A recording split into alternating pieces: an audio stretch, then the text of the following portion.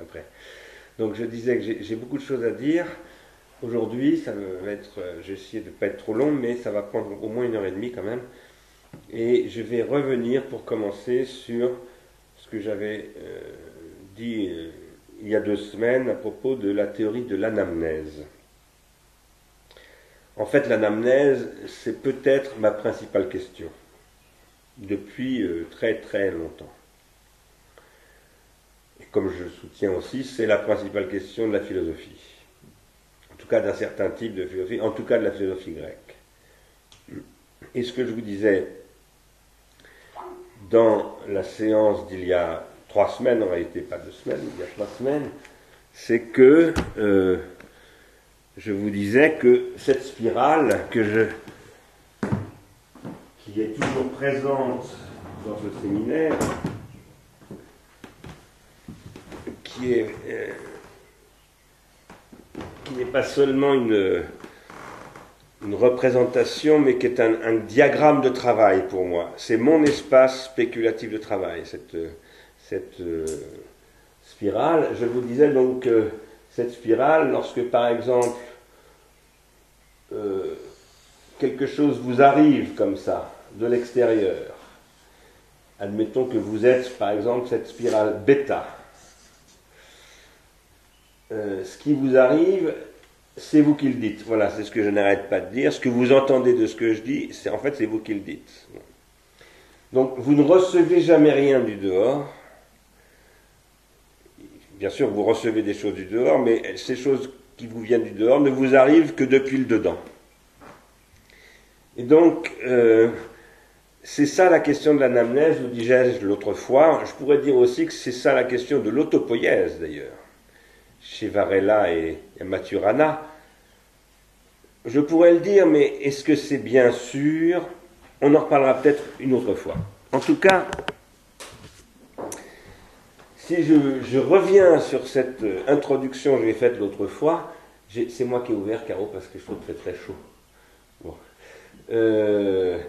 C'est parce que je voudrais vous dire maintenant pourquoi, en fait, cette figuration-là, j'emploie le mot figure, figuration, ce qui est une traduction en français de schématisation en grec, du schème, de la question du schème, qui n'est pas une simple représentation. Un schème ou une figure, dans ce sens-là, par exemple en géométrie, la figure, ça n'est pas une représentation d'un concept, c'est la construction de ce concept.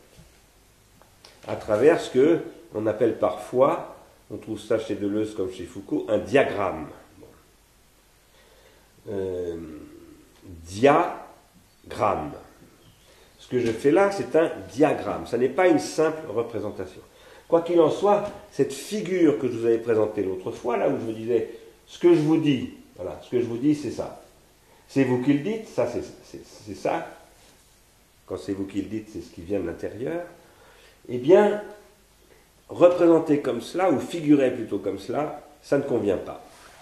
Et il faut donc que je vous donne une nouvelle figure, plus rigoureuse. Alors, je vous préviens tout de suite que cette figure plus rigoureuse que je vais vous présenter maintenant, je n'arrive jamais à la figurer. C'est comme si elle était infigurable ou toujours déjà défigurée. Je vais essayer de vous montrer de quoi il s'agit. Non, je me suis trompé, c'est pas ça qu'il fallait faire. Alors, je recommence. Parce qu'on achète un rouleau de papier, ça reste plus.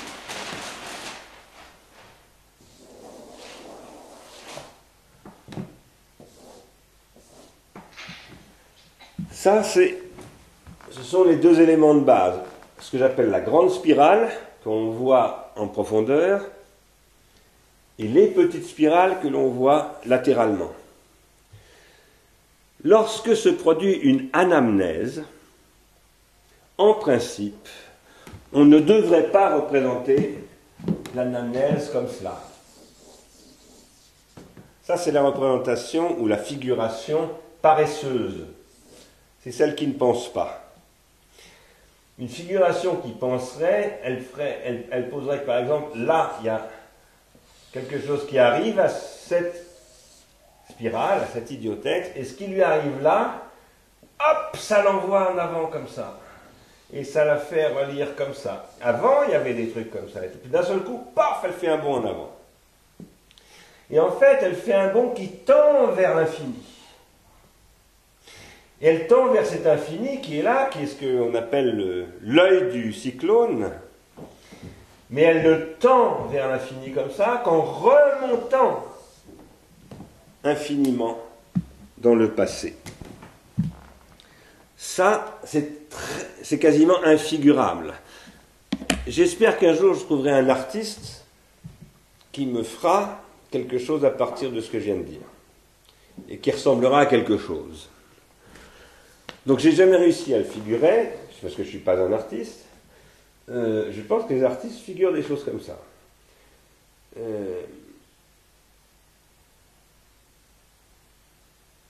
Mais quoi qu'il en soit...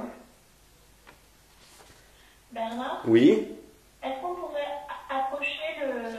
vous voyez pas? Un peu plus. Ouais, d'accord. C'est pas facile parce qu'il est juste... Ouais, là, je suis plus dans le...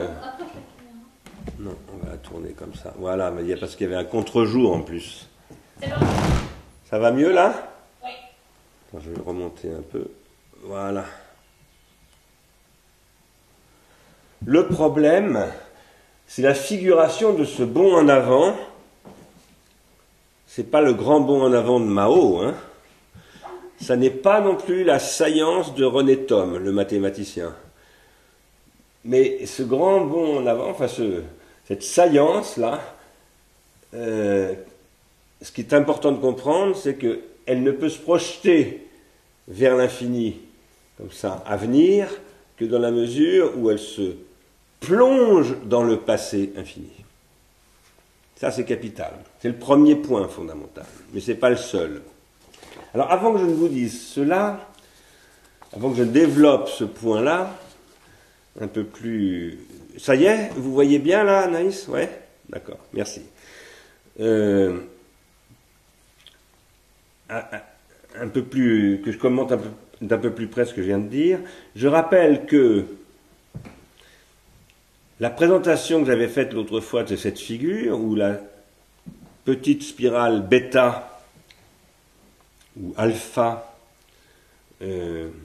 convient, si je puis dire, c'est-à-dire vient ensemble avec le mouvement de la spirale grand A, avec la grande spirale, c'est une manière de figurer, premièrement, l'affirmation de Simondon que le psychique ne s'individue que collectivement, alors même que le psychique et le collectif demeurent distincts, ce n'est pas la même chose du tout, mais ne peuvent pas devenir séparément. Il n'y a pas de psychique sans collectif, de psychique noétique. Et il n'y a pas de collectif noétique sans individuation psychique singulière. Je dis bien singulière. C'est ça l'individuation psychique. Deuxièmement, je vous disais que la pensée par soi-même que postule l'anamnésis, l'anamnésis, c'est ce qui pose en principe qu'on ne peut penser que par soi-même. C'est également ce que tente de figurer cette spirale, ce que je viens de vous dire, mais en représentant aussi, en figurant aussi que je ne pense par moi-même qu'avec un autre au moins. C'est-à-dire que je ne pense jamais par moi-même tout seul. Je pense par moi-même avec un autre au moins, par exemple celui avec lequel je dialogue, et en dialoguant avec cet autre, cet alter ego, qui n'est pas un alter ego d'ailleurs, qui est un alter tout court, eh bien, c'est celui avec qui je me co-individue. Dans ce processus de co-individuation, je structure, comme dirait Simondon, de proche en proche. C'est une expression de Gilbert Simondon dans l'individuation psychique collective. Je structure de proche en proche tout le milieu logique à l'intérieur duquel l'autre et moi, nous pouvons nous co-individuer. Et ça, évidemment, c'est le processus de transindividuation. C'est le processus de transindividuation qui, dans le cas des Grecs, est rendu possible par le fait que l'espace logique est un espace grammatisé, logiquement grammatisé et grammatiquement logicisé, si je puis dire. Ce qui permet des modalités de la répétition spécifiques. C'est dans ces modalités spécifiques de la répétition que la naissance de ce qu'on appelle la philosophie est possible. Et selon les possibilités ouvertes par ce que Deleuze appelle la différence, et par ce que Derrida appelle la différence avec un A. Alors, ce que je viens d'ajouter, donc, c'est que la représentation que je vous avais présentée l'autre fois de cette figure était mauvaise, parce qu'elle n'était pas plate, mais elle était régulière. C'est-à-dire que mes spirales, je vous les présente toujours comme étant régulières. En réalité, elles ne sont jamais régulières. La plupart du temps, d'ailleurs, ces spirales ne sont pas des spirales. La plupart du temps, les spirales en question font du surplace. Elles restent comme ça. Elles n'avancent pas. Elles n'avancent pas. Elles sont désespérément dans la répétition du même, et non pas dans la répétition qui donne une différence. Mais de temps en temps, ça fait du surplace, et de temps en temps, poum, ça avance et ça recule. C'est-à-dire qu'il se passe un truc, ça explose. Il y a une explosion. Une explosion de quoi? Eh bien, c'est ce qu'on va essayer de comprendre. En gros, c'est une explosion qui fait poum, qui va vers quoi? Vers l'infini, là, et qui remonte infiniment vers quoi? Vers des traumatypes. Et ces traumatypes, il se trouve qu'ils ne sont pas seulement dans la petite spirale, mais ils sont aussi dans la grande spirale. C'est pour ça que c'est une anamnèse. C'est ça que Socrate appelle une anamnèse. C'est aussi ça que les aèdes grecs appelaient déjà une anamnèse, puisque, si vous avez suivi le cours d'il y a 2 ou 3 ans, vous savez que Jean-Pierre Vernant l'a très bien montré, le concept d'anamnésis, il ne vient pas de Platon, il ne vient pas de Socrate, il vient des aèdes grecs. Les aèdes grecs avaient la vertu d'accéder à ce à quoi ne peuvent pas accéder les êtres ordinaires. C'étaient des êtres extraordinaires qui voyaient l'invisible, et souvent ils étaient aveugles, au sens propre. Alors, Socrate a repris cette problématique. Qu'est-ce qui se passe là? Ça mouline tout à coup. Ça a planté, hein, non? Ah bon. D'accord.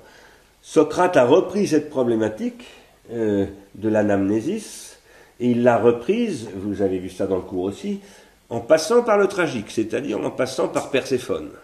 Ça, c'est fondamental. Et ça, c'est ce que Platon efface. À partir de la République, on n'en parle plus de Perséphone. C'est terminé. C'est interdit d'en parler. Mais l'origine du concept d'anamnésis, il vient de Perséphone. Il vient du rapport au tragique grec et au poète. Et si j'y insiste tant, c'est parce que Vernant, que dit-il lorsqu'il parle de cela? Il dit les poètes ont la capacité de voir, par exemple, dans le monde qui nous entoure, des choses que ne voient pas les autres. Et c'est ça qu'ils disent dans leur poésie. Et ils font tout à coup apparaître quoi dans ce monde qui nous entoure? Un passé infiniment lointain. Un passé chargé de quoi? Eh bien de ce que moi j'appelle des traumatypes.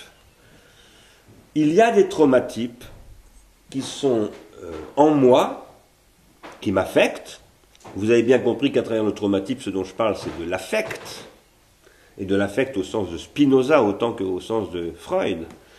Il y a des traumatypes qui m'affectent, mais il y a des traumatypes qui m'affectent dans la mesure et dans la démesure où ils ont affecté le milieu pré-individuel au sein duquel je m'individue moi-même et qui me précède. Alors ce processus traumatypique,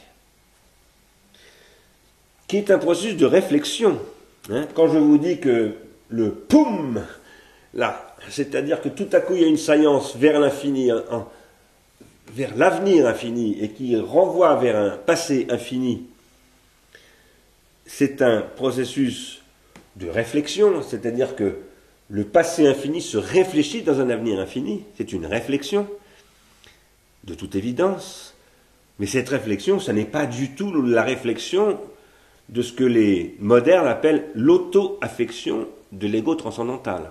Ça, c'est ce qu'on essaye de penser sous le titre de réflexion à l'époque de Descartes. À partir de Descartes, jusqu'à aujourd'hui pratiquement, jusqu'à Husserl en tout cas, et en passant par Kant. Ce dont je parle là, c'est beaucoup plus riche que cela. C'est beaucoup plus riche parce que ça s'inscrit dans quelque chose. Alors, autour de quoi Hegel tourne? Quand Hegel essaye de penser ce qu'il appelle la phénoménologie de l'esprit, il essaye de penser quelque chose de cet ordre-là. Et l'esprit, au sens de Hegel, c'est une sorte de fond pré-individuel, qui est chargé de traumatypes. Quoi qu'il en soit, c'est aussi ce que le monothéisme cherche à penser. La preuve que le monothéisme cherche à le penser, eh bien, c'est que, selon moi, et je m'appuie sur Lévinas, Emmanuel Lévinas pour dire cela, Dieu, le Dieu du monothéisme, le Yahvé, c'est le passé absolu. Le Dieu unique, c'est aussi le passé absolu. C'est-à-dire le passé qui n'a jamais été présent. Plus rien ne bouge là, Caro, hein, je crois que c'est planté. Non, ça va? Vous avez entendu ce que je dis? Oui? Parce que parfois, je vois tout qui se fige, donc, ok. Merci. Le monothéisme, donc, à l'époque, à peu près exactement où apparaît la cité grecque, apparaît le monothéisme juif. C'est vraiment très important pour moi, cette coïncidence chronologique, qui est beaucoup plus que chronologique à mon avis. En fait, elle est organologique. J'ai plus rien là. Qu'est-ce qui se passe? Bon. On a des soucis parce que de temps en temps tout disparaît à l'écran, donc voilà. Apparemment. On t'entend, mais toutes les images sont figées. Ah, d'accord. Bon, c'est embêtant à cause de, si je veux vous représenter encore la spirale, mais normalement j'aurais plus besoin de vous montrer la spirale. Donc, quoique si, je vais y revenir un peu tout à l'heure. Bon, peu importe. En tout cas, cette question du passé absolu, eh bien, avec le christianisme, c'est-à-dire avec la deuxième époque du judaïsme, car pour moi c'est ça le christianisme, et on n'est pas obligé de devenir chrétien si on est juif, bien entendu, quand je dis ça, c'est un petit peu comme le protestantisme qui arrive au christianisme, on n'est pas obligé de devenir protestant pour rester chrétien. Avec en tout cas le christianisme, cette question du passé absolu devient la question de l'avenir absolu. Et Jésus, c'est l'incarnation de la promesse, et d'une promesse infinie. Passé absolu veut dire passé infini, et promesse absolue veut dire avenir infini. C'est l'eschatologie du christianisme dont je vous parle là. Je le mentionne juste en passant. Évidemment, d'abord, je suis très incompétent pour parler de cela, et d'autre part, ça n'est de toute façon pas le sujet d'aujourd'hui. Mais si je vous en parle, c'est parce que tout ce que je cherche à vous dire est recouvert par le christianisme et par le judaïsme. Donc, pour essayer d'entendre ce dont je parle, c'est difficile. Parce que le recouvrement par le judaïsme et par le christianisme de ce que je dis rend très difficile une écoute tragique de ce que je dis. Alors, ce que je dis, moi, ça n'est pas monothéiste, c'est tragique. Ça ne vient pas du monothéisme, ça ne me vient pas du monothéisme, ça me vient de Nietzsche. De Nietzsche et de la psychanalyse. Si j'ajoute cela, donc, et de la psychanalyse, c'est parce que cette structure que je décris là, difficultueusement, avec beaucoup de problèmes, eh bien, c'est la structure du désir en général. Je soutiens que le tragique, le judaïsme, le christianisme, l'ego transcendantal de la métaphysique, y compris quand elle devient matérialiste, et car il y a une métaphysique matérialiste, tout ça, ce sont des figures, en passant par Spinoza, du désir. Et de quelque chose qui cherche à se penser sous divers noms, mais dont le nom est le désir. Or, ici, il est fondamental de bien comprendre que l'enjeu de ce que je vous ai dit au début de cette séance, tel que cela concerne donc la question du désir, c'est le ça. Ce que Grodek, puis Freud, appellent le ça. Id. Le ça, c'est ce qui articule les traumatypes intergénérationnels à l'infini. Dans L'homme Moïse et la religion monothéiste, le dernier livre de Freud, Freud essaye de comprendre ce que signifie Moïse et ce que signifie ce que Moïse transmet aux Juifs. À mon avis, il échoue. J'en parle dans le texte que je vous ai adressé il y a un mois ou deux. Il échoue parce qu'il ne dit rien du livre. Et ce qui est stupéfiant, c'est stupéfiant que Freud ne dise rien du livre dans ce texte. C'est incompréhensible. Tout aussi incompréhensible pour moi, mais en fait c'est lié, que le fait que Freud ne dise rien de Prométhée et d'Épiméthée lorsqu'il parle de Prométhée. Comme vous le savez, quand il se parle de Prométhée, c'est pour dire que c'est le dieu qui figure la question de l'homosexualité, qui pisse sur les cendres, etc., etc. Il ne dit rien sur Prométhée. C'est le même type de refoulement. C'est un refoulement. Et c'est peut-être un refoulement par culpabilité, d'ailleurs. La culpabilité d'un juif qui s'en prend au judaïsme. En 1939, ou peu de temps avant 1939, ça n'est pas rien pour un juif de ne pas être un bon juif. C'est-à-dire de ne pas être un juif franchement croyant et partageant les dogmes. C'est tout à fait possible que, à cette époque où l'antisémitisme est tellement monstrueux, que Freud ait du mal à négocier avec sa situation complexe dans son rapport au judaïsme. Quoi qu'il en soit, si je dis que ce que je décris là, c'est le ça, c'est parce que, donc, ça articule les traumatismes intergénérationnels à l'infini. Qu'est-ce que ça veut dire ? Ça veut dire que lorsqu'il y a une grande spire qui se fait là, ça veut dire qu'elle doit se faire aussi là. Et c'est ça que je n'arrive pas à figurer.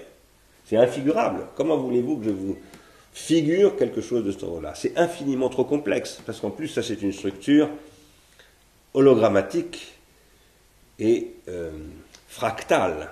C'est extrêmement complexe de figurer ce genre de choses. C'est proprement impossible.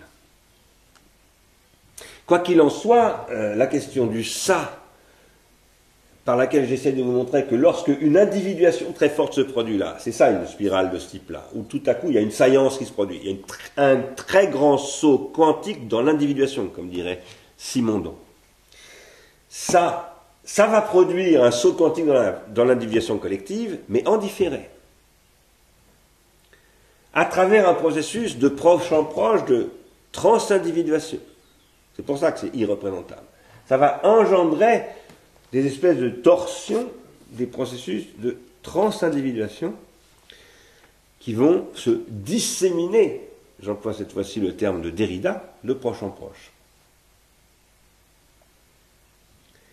Eh bien ça, c'est une question qui existe bien avant, non seulement le monothéisme, mais bien avant les tragiques eux-mêmes. C'est une question qui hante le noétique, quel qu'il soit, mais pas comme la question de l'esprit, ce qui devient le nom de cette question chez les Juifs. Alors, est-ce qu'on peut traduire roua par esprit? Je ne sais pas, mais en tout cas chez les chrétiens, et en particulier chez les chrétiens tels qu'ils s'expriment en latin, spiritus, c'est de là que nous recevons le terme. Non, là je ne parle pas de l'esprit, je parle des esprits. C'est la question des esprits. Dans toutes les sociétés que nous connaissons, par exemple chez les Australiens qui vivent encore dans les conditions de la forêt australienne, chez les Pygmées, dans les sociétés les plus archaïques que nous connaissions, et dont il y a, je crois, à peu près un consensus chez les préhistoriens pour dire ça n'est pas très lointain du paléolithique supérieur, de ce qui se passe à la grotte Chauvet, à la grotte de Lascaux, etc. Dans toutes ces sociétés-là, il y a des esprits. Il y a des esprits, et ces esprits, ils se font la guerre en plus. Et je pense que le panthéon des Grecs, où les dieux deviennent non pas des esprits, mais des dieux, est une transformation de cette guerre des esprits qui se joue dans les esprits des êtres noétiques que nous sommes, que sont par exemple ces chasseurs probablement de sociétés chamaniques qui ont peint, qui ont décoré, comme on dit parfois, qui ont figuré, je dirais plutôt, les parois rupestres de la grotte Chauvet. Il y a donc des esprits. Ça va, vous entendez bien? Nadia, vous entendez? Il y a beaucoup de distorsions de temps en temps, mais on entend. Ah, Il n'y a toujours pas d'image, mais ça va. Bon, alors, ce que je vous propose, c'est vraiment que tout le monde coupe les micros. Bon, j'espère que si jamais ça va pas, vous me faites signe, hein, ou vous prenez le micro pour me le dire, parce que, voilà. Qu'est-ce qui se passe, Caro? Alors là, j'ai plus rien du tout. Vous entendez quelque chose? Ah non, on a un problème. J'ai plus de son, moi non plus. Ah, bon. Non, ça s'est arrêté ça s'est totalement arrêté. On vous entend. Bon, Caroline va relancer tout. Oh merde, c'est emmerdant. Bernard, Oui. maintenant on a l'image mais pas le son. Ah, alors, Moi aussi, j'ai plus de son. vous savez ce qu'on va faire? Ce que je vous propose, on va tous couper l'image. D'accord? Vous êtes d'accord? Non, mais attends. Non, je vais lancer. Bon. Relance. Putain, c'est pas vrai, c'est chiant. T'as raccroché à tout le monde? T'as tout raccroché? Comment? Je sais ce qui s'est passé. Tu sais ce qui s'est passé?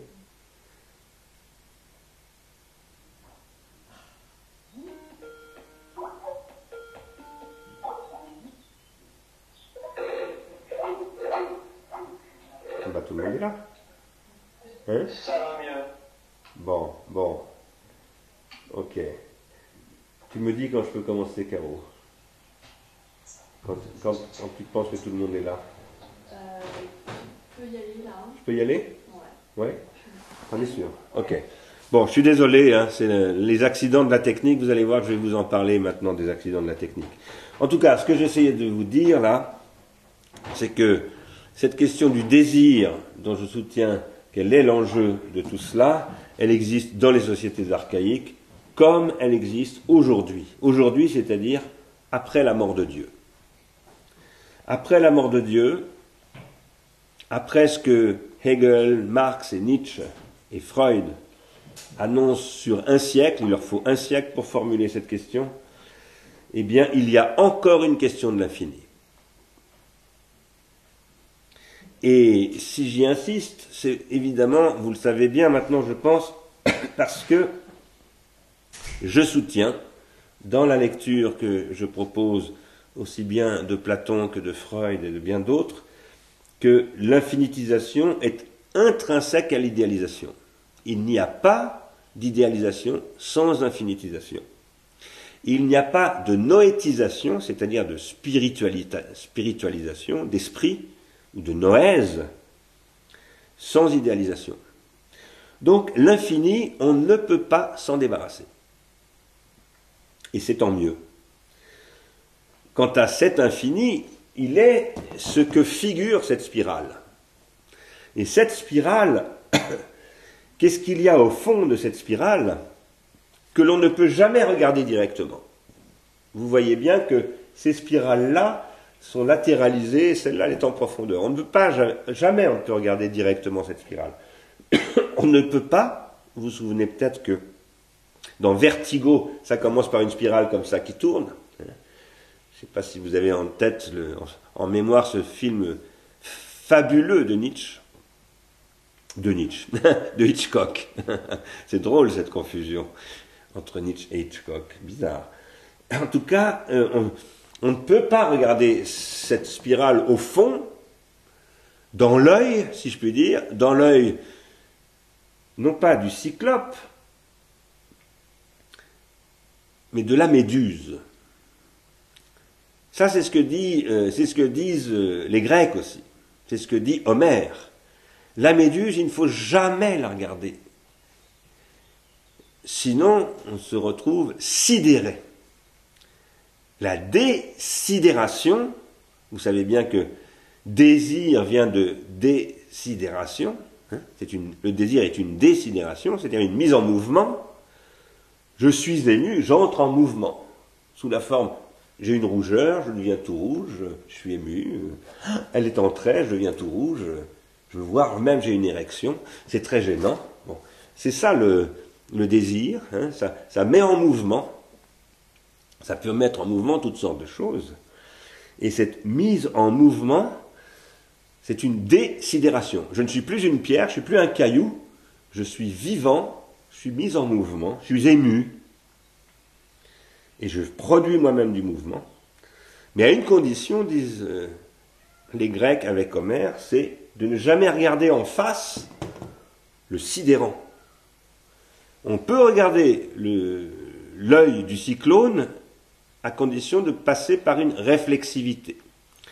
Cette réflexivité, c'est ce qui m'avait amené à dire, il y a déjà pas mal d'années, en 1994, dans le deuxième tome de La technique et le temps, que le miroir, c'est une prothèse, et que c'est comme tel qu'il faut le penser dans le stade du miroir, au sens de Lacan.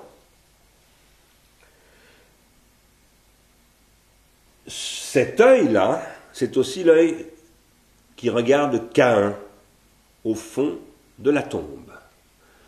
Je ne vais pas vous commenter ce poème de Victor Hugo que je vous recommande de lire si vous ne le connaissez pas, qui se trouve dans la Légende des siècles et qui est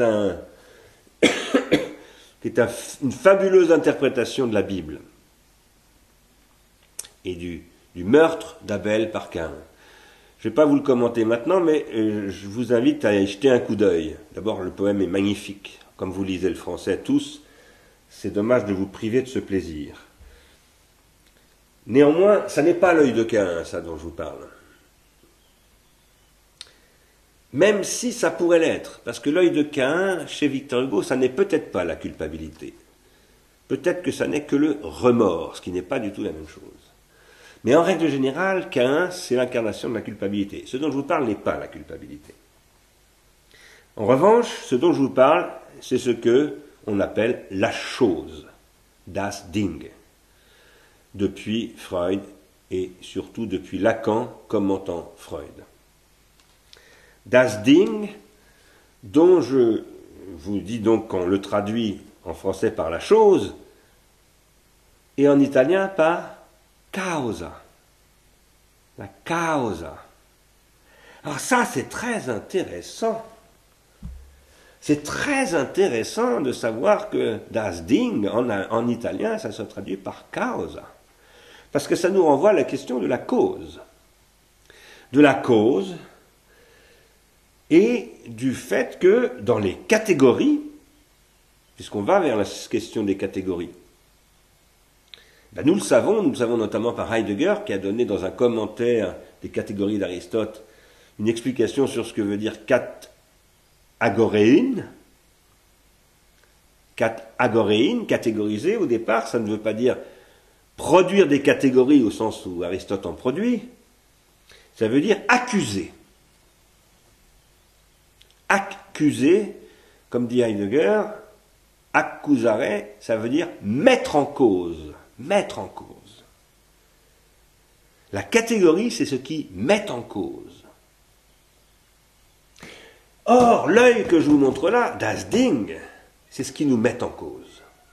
Et c'est ce que dit Heidegger dans Sein und Zeit aussi, lorsqu'il parle de das Ding comme la mort, das Tod, la mort.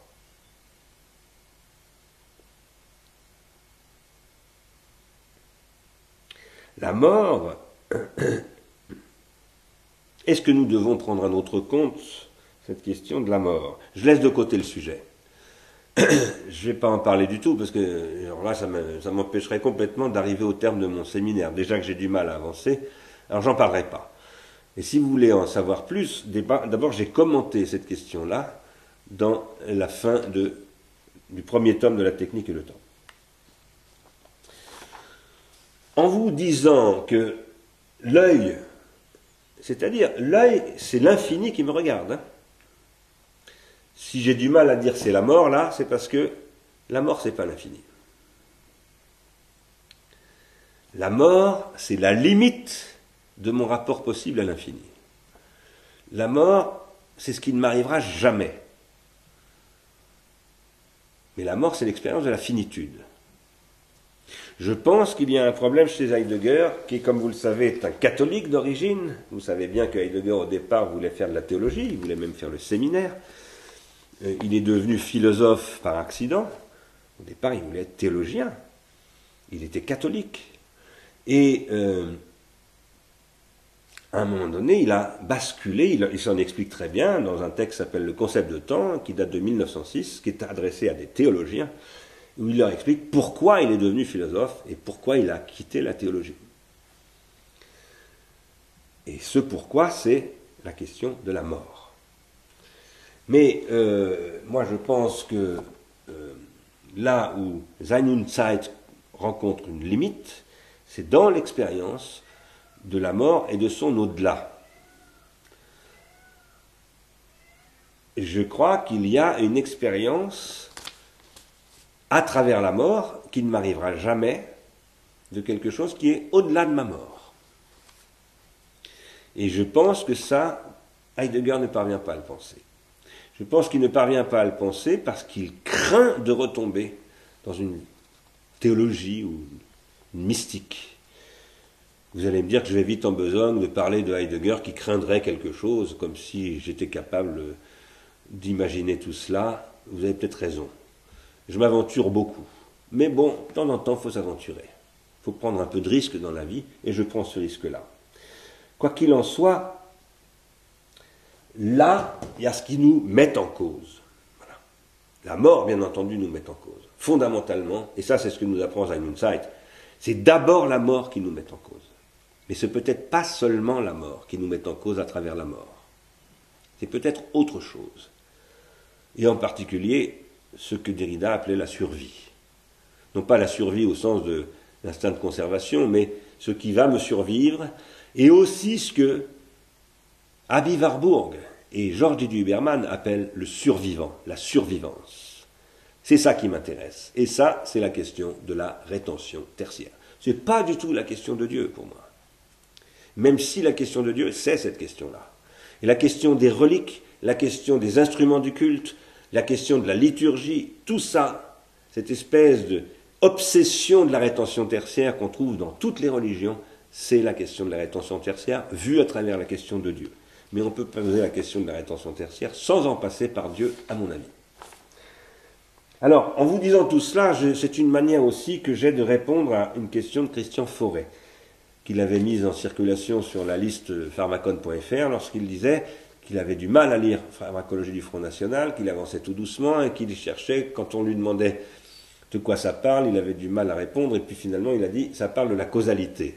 Et donc il demandait est-ce que c'est bien de ça dont ça parle? Et j'ai répondu oui, c'est tout à fait ça dont ça parle, mais ça parle de cette causalité à travers la causalité, certes, mais aussi à travers la quasi-causalité.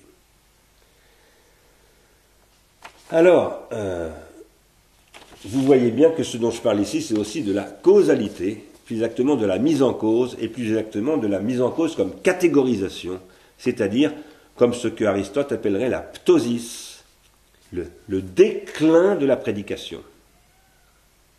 Ce déclin n'étant pas une chute, mais une multiplicité originaire. To on polakos legetai, dit Aristote. Ça veut dire l'être se dit en multiples manières. Et cette multiplicité, on ne peut pas la réduire. C'est une question que pose Bergson, c'est une question que pose Deleuze, mais c'est aussi une question que pose Wittgenstein. Et c'est aussi la question qui se pose avec les pharmacas. Il y a des esprits parce qu'il y a des pharmacas. Alors, je n'avance pas assez vite. Pour revenir au point central mais en même temps excentrique.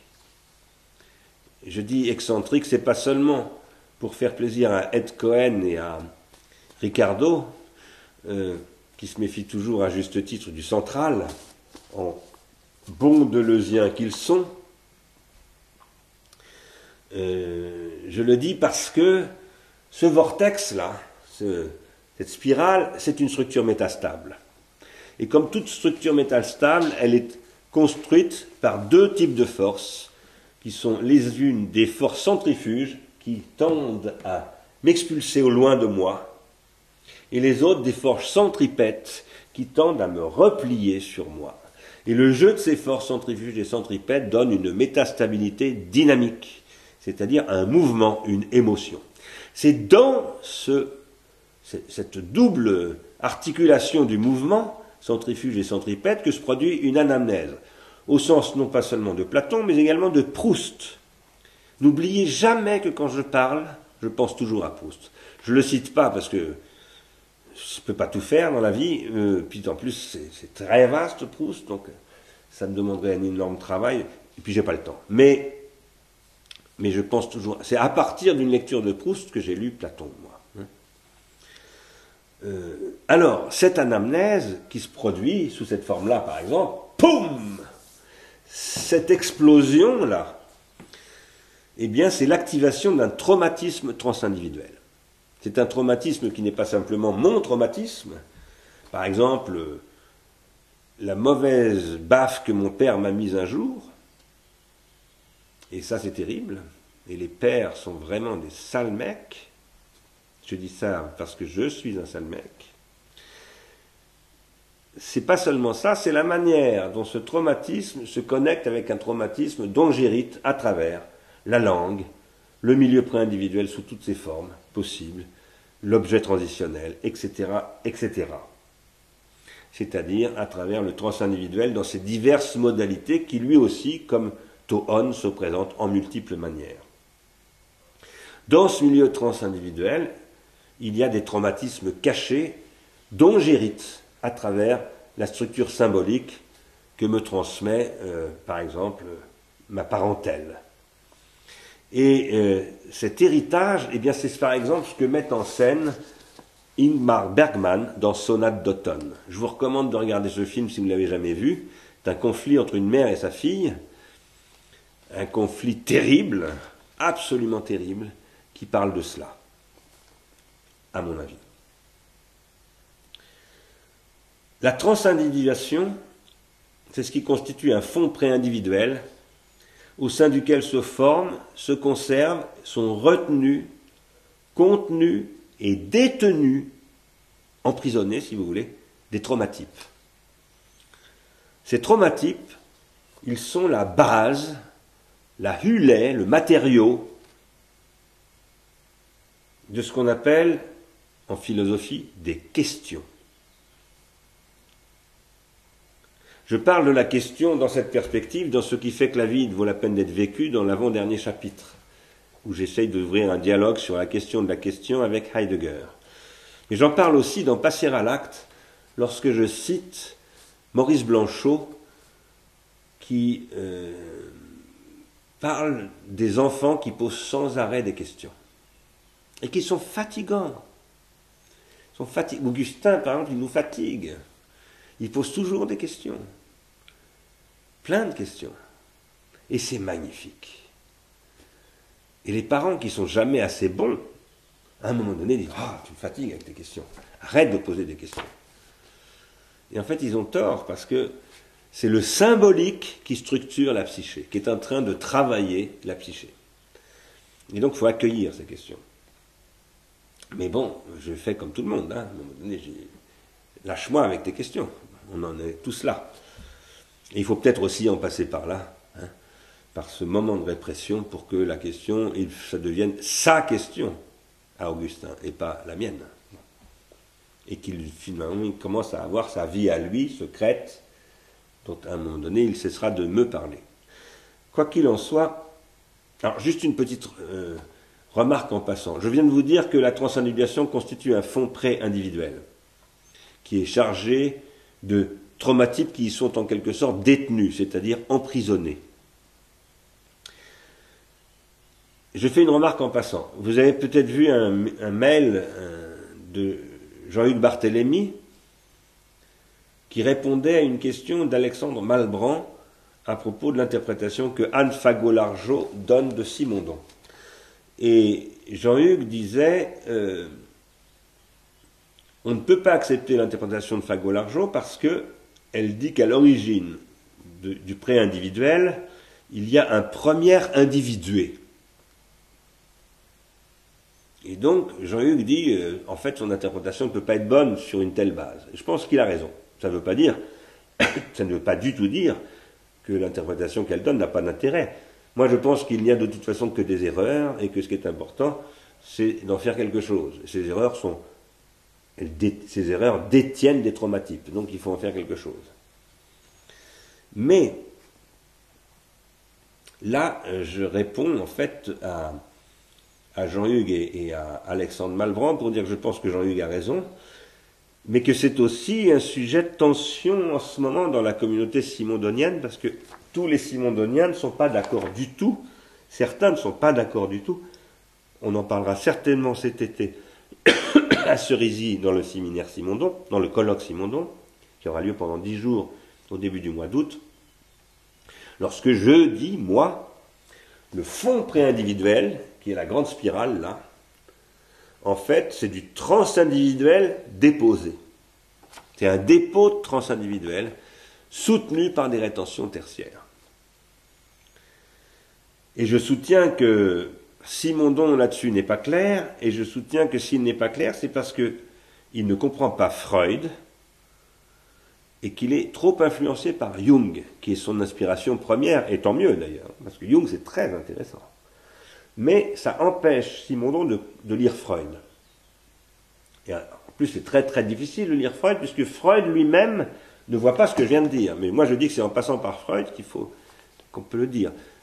Lorsque je vous disais tout à l'heure, Freud ne voit pas que Moïse, c'est le livre. C'est pas Moïse qui est important, c'est le livre. C'est l'étape de la loi, c'est le livre, le témoignage, le livre, la testimonialité du testament qu'est l'alliance. Freud ne voit pas ce que je suis en train de dire là, et que, à mon avis, Simondon ne voit pas vraiment bien non plus, même si c'est Simondon qui me l'a appris, puisque c'est chez Simondon qu'on entend ce propos, que c'est la technique qui soutient le transindividuel. Ça, c'est Simondon qui le dit, c'est pas moi. Bon, je ferme cette parenthèse.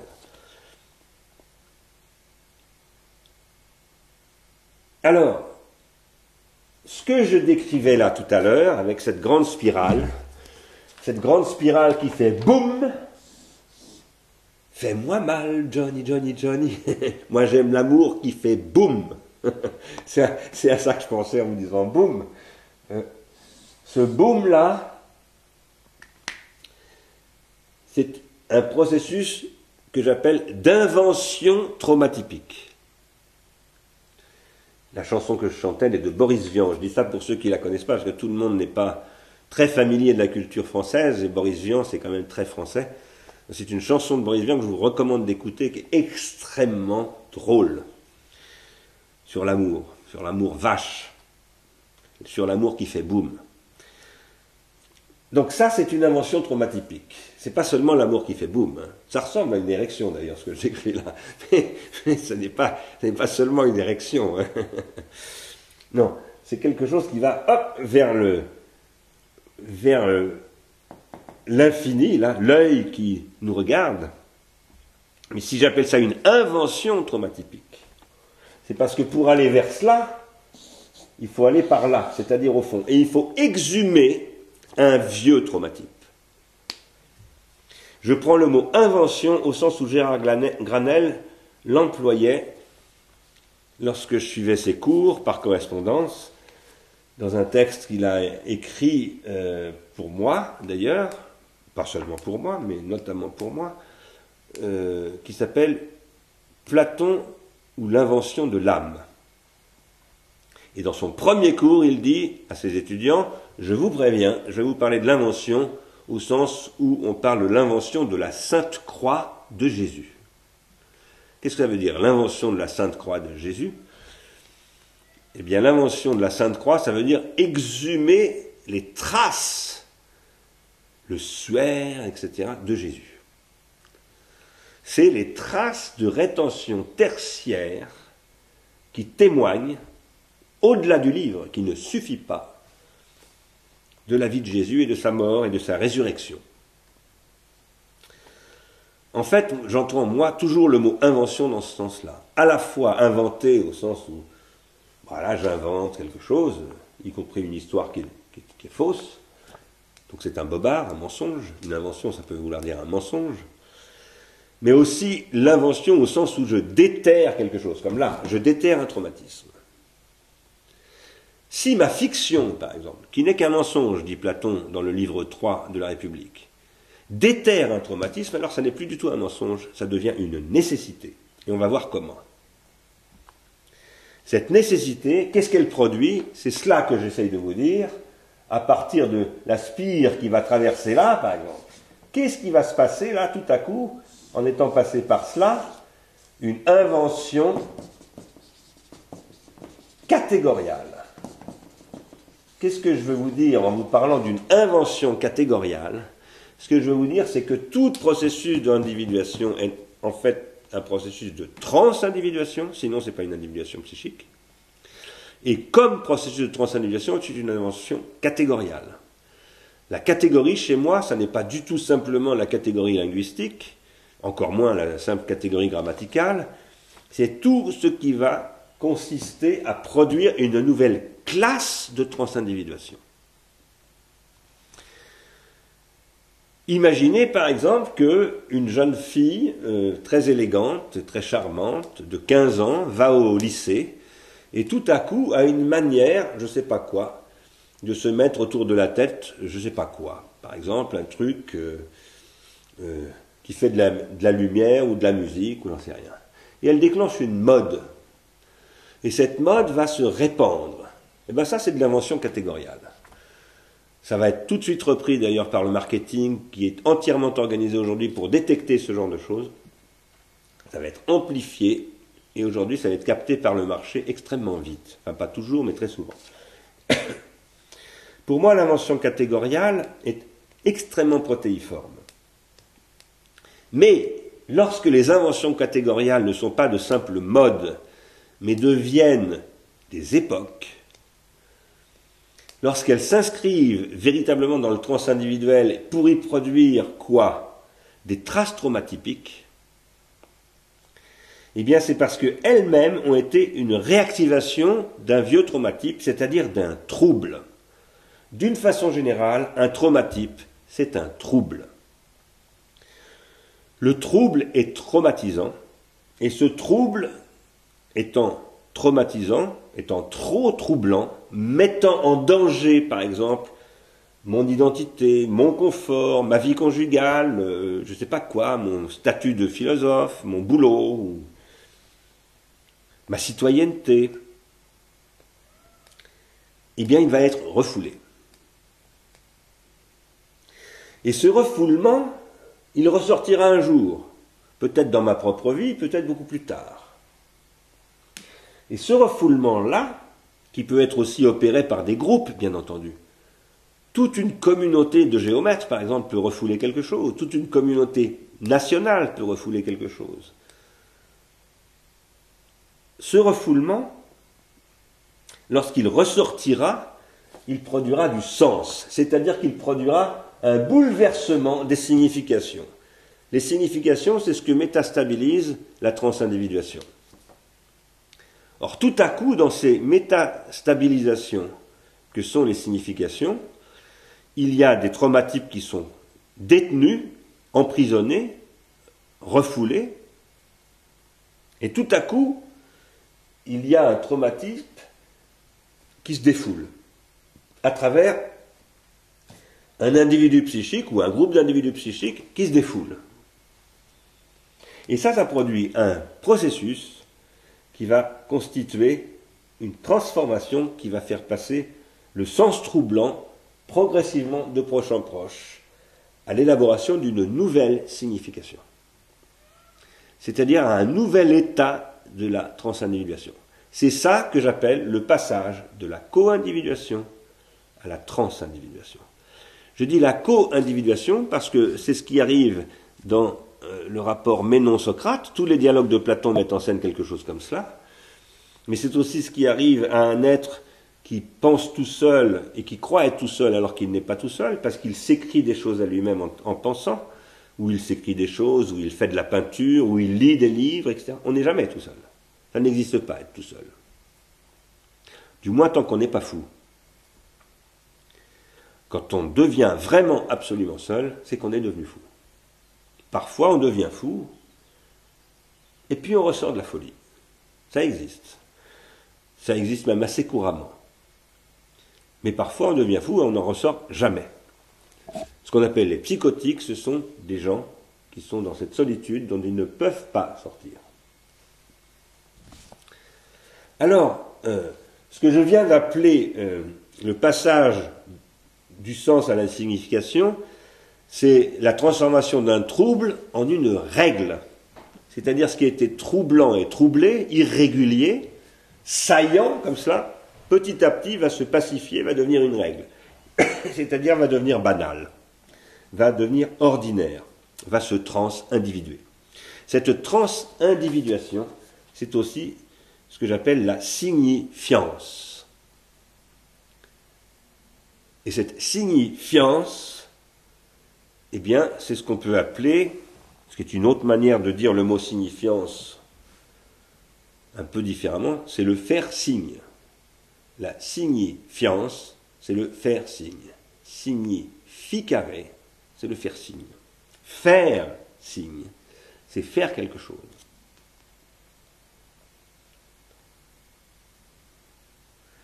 Cette signifiance, chaque fois que nous sommes confrontés à quelque chose de signifiant, ce qui veut dire chez moi de non insignifiant, le signifiant pour moi, ce n'est pas le pendant du signifié. Le signifié, c'est la signification. Le signifiant pour moi, c'est la signifiance, c'est-à-dire ce qui n'est pas insignifiant. Et c'est rare. C'est rare. La plupart du temps, les signifiants se présentent de manière insignifiante. La plupart du temps, les signifiants ne font pas sens.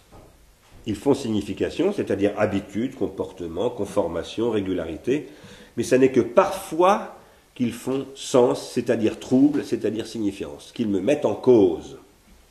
Dans ce cas-là, on a affaire à quelque chose qui fascine totalement Deleuze-Guattari à travers la figure d'Artaud, qui est la schise. Et cette schise est toujours, le sens est toujours dangereux, est toujours quelque chose qui peut fêler celui auquel il advient. La signifiance, c'est un bouleversement. Ce bouleversement, c'est ce que j'ai appelé l'autre fois la surpréhension, qui n'est pas un objet de compréhension. La signifiance n'est jamais un objet de compréhension. La signification est un objet de compréhension. On peut comprendre les significations, on peut les expliquer, on peut faire des listes de définitions, on peut dire voilà ce que signifie telle chose, au sens d'une signification, mais pas au sens d'une signifiance. La signifiance, ça ne s'exprime que par des poèmes, par des œuvres, et c'est ce qui reste irréductiblement interprétable. Vous n'en avez jamais fini avec l'interprétation de la signifiance. C'est irréductible. Maintenant, la transindividuation tend à réduire l'irréductible et à faire qu'il rentre dans le rang, qu'il se pacifie, qu'il s'assagisse. Ça, c'est ce qui se produit dans la République de Platon. Exactement. Le but de Platon, c'est tout à coup de faire rentrer dans le rang la signifiance des poètes et même des philosophes, pour dire maintenant il faut régler tout cela. Je reviens de Sicile, de Syracuse plus exactement, j'ai failli finir esclave, il faut mettre de l'ordre dans tout cela, il faut tout régulariser. Alors, la transindividuation, c'est une écriture de circuits. Sur ces circuits, qui sont parfois des textes, ces textes circulent eux-mêmes, se produisent des signes.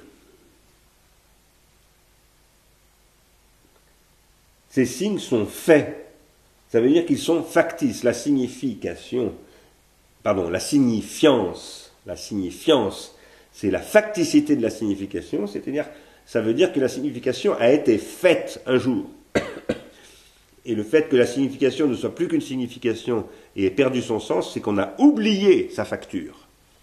Sa facture, je l'emploie dans tous les sens du mot en français, et il y a des tas de sens du mot facture en français. Facture d'instrument. Un facteur d'instrument, c'est quelqu'un qui fabrique des instruments. Donc le facteur, c'est celui qui fait dans ce sens-là. La facture, au sens où il faut payer la note. On reçoit des factures, il faut payer ces factures. Bills. La facture, au sens où on dit le style, pratiquement. La facture, ça peut vouloir dire le style, etc., etc. Mais dans facture, il y a factice. Il y a facticité. C'est ça que Heidegger cherche à penser, et c'est à mon avis ce qu'il n'arrive pas à penser. Quoi qu'il en soit, tous ces signes qui sont ainsi produits par le faire-signe de la signifiance, et qui les conduit progressivement vers la signification, eh bien, ils sont pharmacologiques. Qu'est-ce que ça veut dire qu'ils sont pharmacologiques? Ça veut dire qu'ils sont voués à perdre leur sens. Ils sont condamnés à perdre leur sens. Ils sont condamnés à devenir des significations stéréotypées. Ils sont condamnés à partir des traumatypes à engendrer des stéréotypes. Dernier point, et ensuite je vais passer à autre chose, les conditions de ce faire-signe dépendent des caractéristiques de la rétention tertiaire qui donne accès aux traumatypes qui sont à leur origine. Les traumatypes, en effet, on n'y accède pas directement, je vous le disais tout à l'heure, tout comme on ne regarde pas en face la gorgone, la méduse. Il faut un miroir pour la regarder. Eh bien, les rétentions tertiaires, que ce soit celles de la grotte Chauvet, des idéogrammes chinois, y compris qui passent par les écailles de tortue qu'on fait brûler et à partir desquelles on fait de la divination, ou que ça passe par les rétentions tertiaires numériques d'aujourd'hui, ces rétentions tertiaires conditionnent l'accès aux traumatypes et produisent elles-mêmes des traumatiques, des nouveaux types de traumatismes. La question que nous essayons d'investiguer ici, c'est qu'est-ce qui se passe entre Chauvet, qui est la plus vieille période connue de grammatisation, à mes yeux, mais je pense qu'il y en a très probablement de beaucoup plus anciennes, mais on ne les connaît pas, donc je ne peux pas en parler. Et nous, aujourd'hui, qui vivons dans la rétention tertiaire numérique, et qui vivons dans la rétention tertiaire numérique une révolution organologique absolument majeure et littéralement explosive. Je dis cela en pensant au texte que je vous ai envoyé hier, qui m'avait été envoyé lui-même par Ed Cohen, qui est un article du New York Times, qui parle des Brain-Computer Interfaces. Et je vous recommande de le lire si vous ne l'avez pas lu. Ce texte, cet article, c'est un article purement informationnel, mais cette information est absolument essentielle. Il faut absolument que vous voyez où on en est de l'évolution de l'interfaçage entre les ordinateurs et les cerveaux. Et quand vous verrez tous les exemples qui sont donnés par le journaliste qui a écrit cet article, vous verrez que nous sommes dans une explosion organologique, dans une révolution organologique sans précédent, et que nous avons très fortement intérêt à repenser en profondeur les catégories. Je dis cela, et j'y reviendrai dans la prochaine séance, je dis cela parce que les catégories, en réalité, je parle des catégories d'Aristote, c'est ce qui constitue la base de l'ontologie, c'est-à-dire de tout le savoir occidental. Et tout ce qui se joue aujourd'hui encore à travers les neurosciences, les computer sciences, etc., eh bien, ça procède de cette théorie des catégories, la plupart du temps sans le savoir. Alors, ce que je soutiens, moi, c'est que la rétention tertiaire numérique fait exploser le concept même de catégorie. Si donc nous voulons lutter contre la toxicité de la rétention tertiaire numérique, nous devons comprendre comment la rétention tertiaire numérique nous amène à penser la catégorie autrement. Mais pour penser cela, il faut d'abord penser la catégorie telle qu'elle nous a permis de penser jusqu'à maintenant. La catégorie qui nous vient d'Aristote. C'est ça le but de ce séminaire. Alors, tout ça ayant été dit, il faut souligner encore que les traumatypes qui sont enfouis dans le fond préindividuel hérité sont tout aussi bien les motifs réfléchis à l'infini, comme cela, par les consistances de ce qui reste toujours à venir.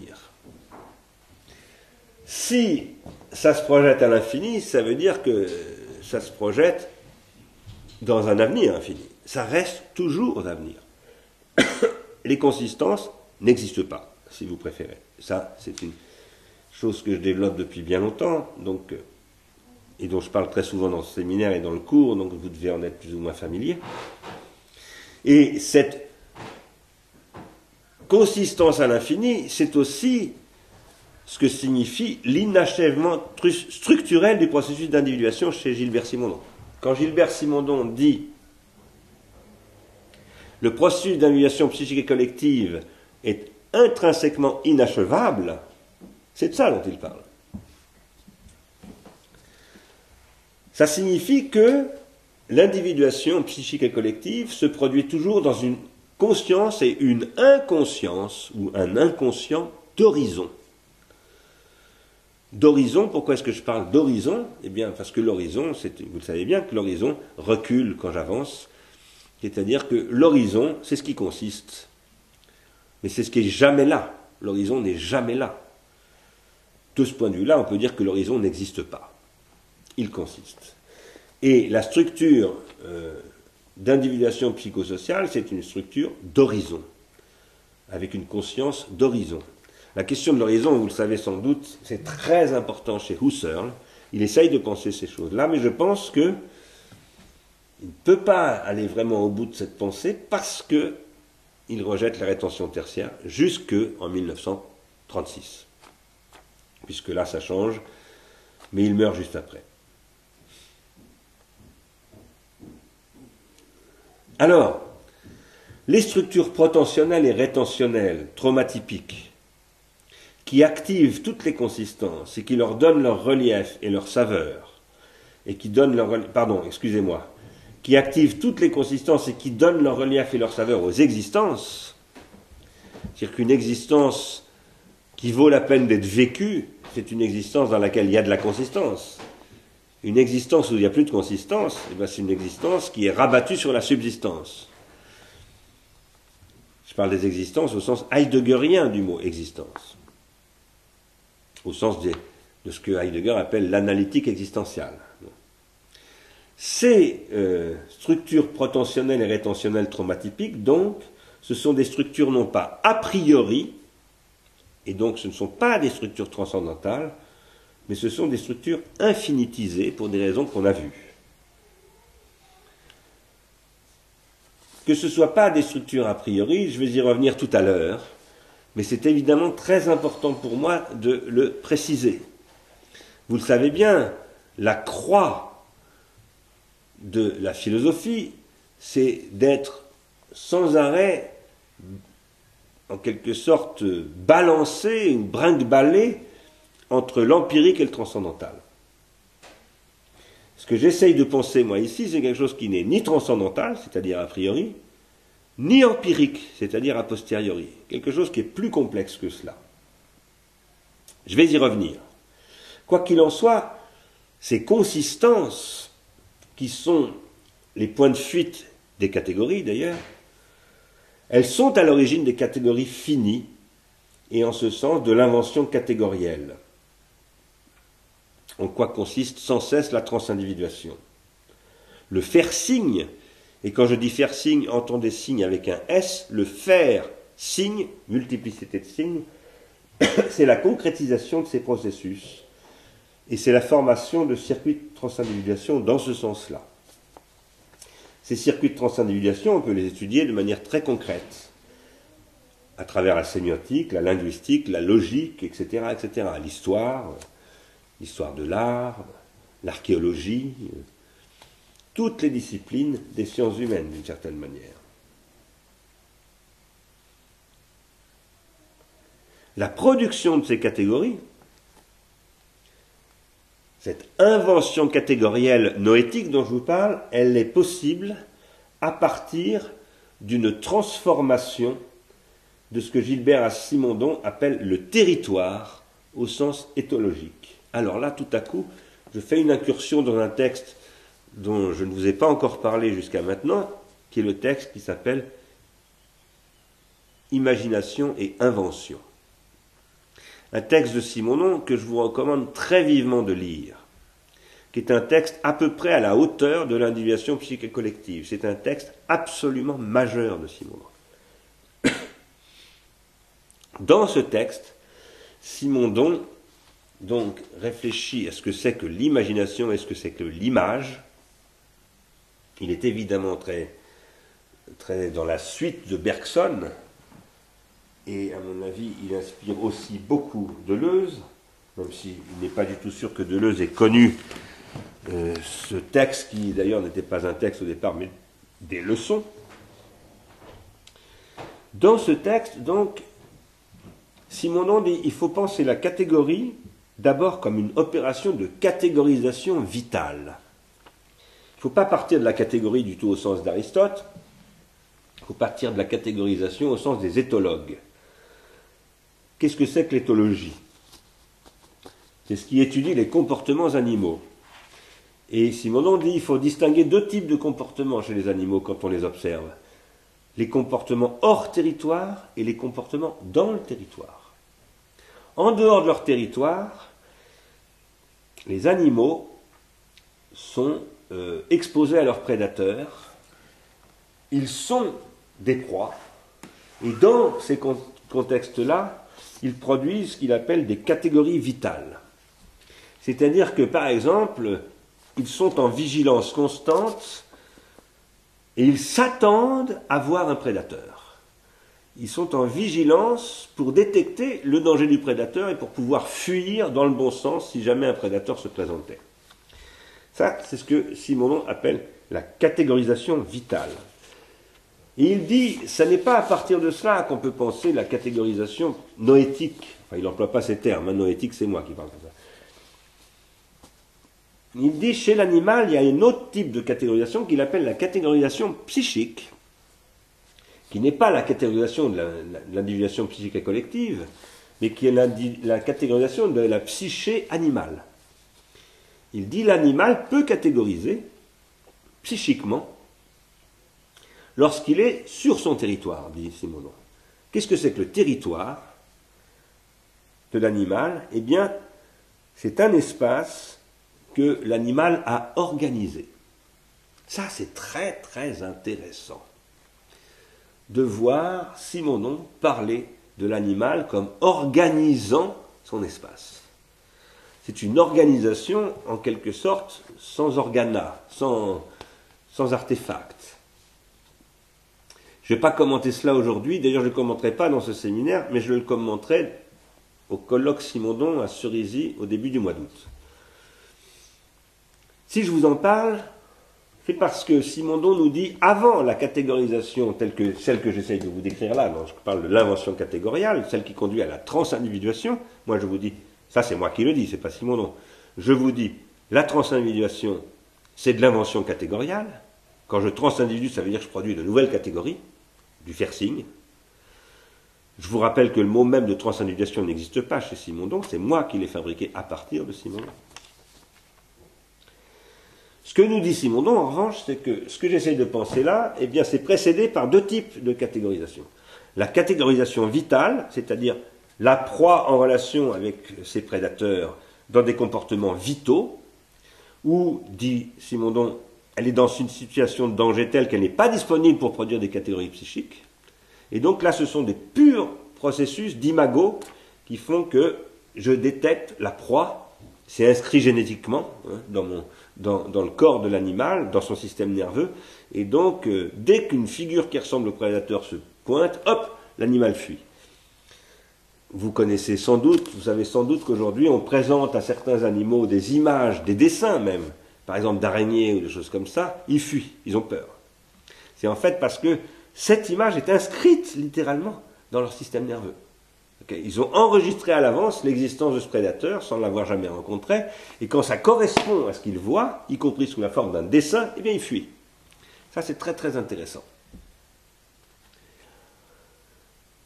Deuxièmement, il y a une catégorisation de deuxième niveau, dit Simondon, qui est la manière dont l'animal va organiser son territoire.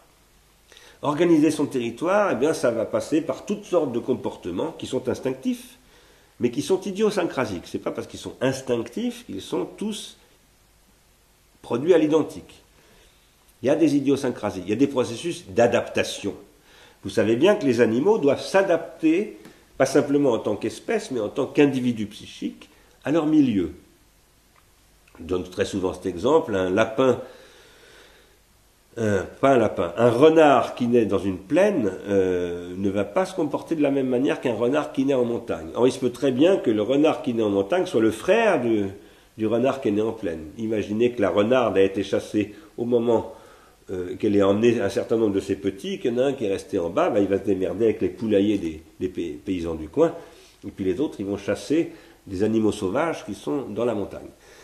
Et ils vont adopter des modes comportementaux d'un autre genre. Ça, c'est de l'invention catégoriale, non pas de transindividuation, il n'y a pas de transindividuation dans ce monde-là, mais, disons, vitale.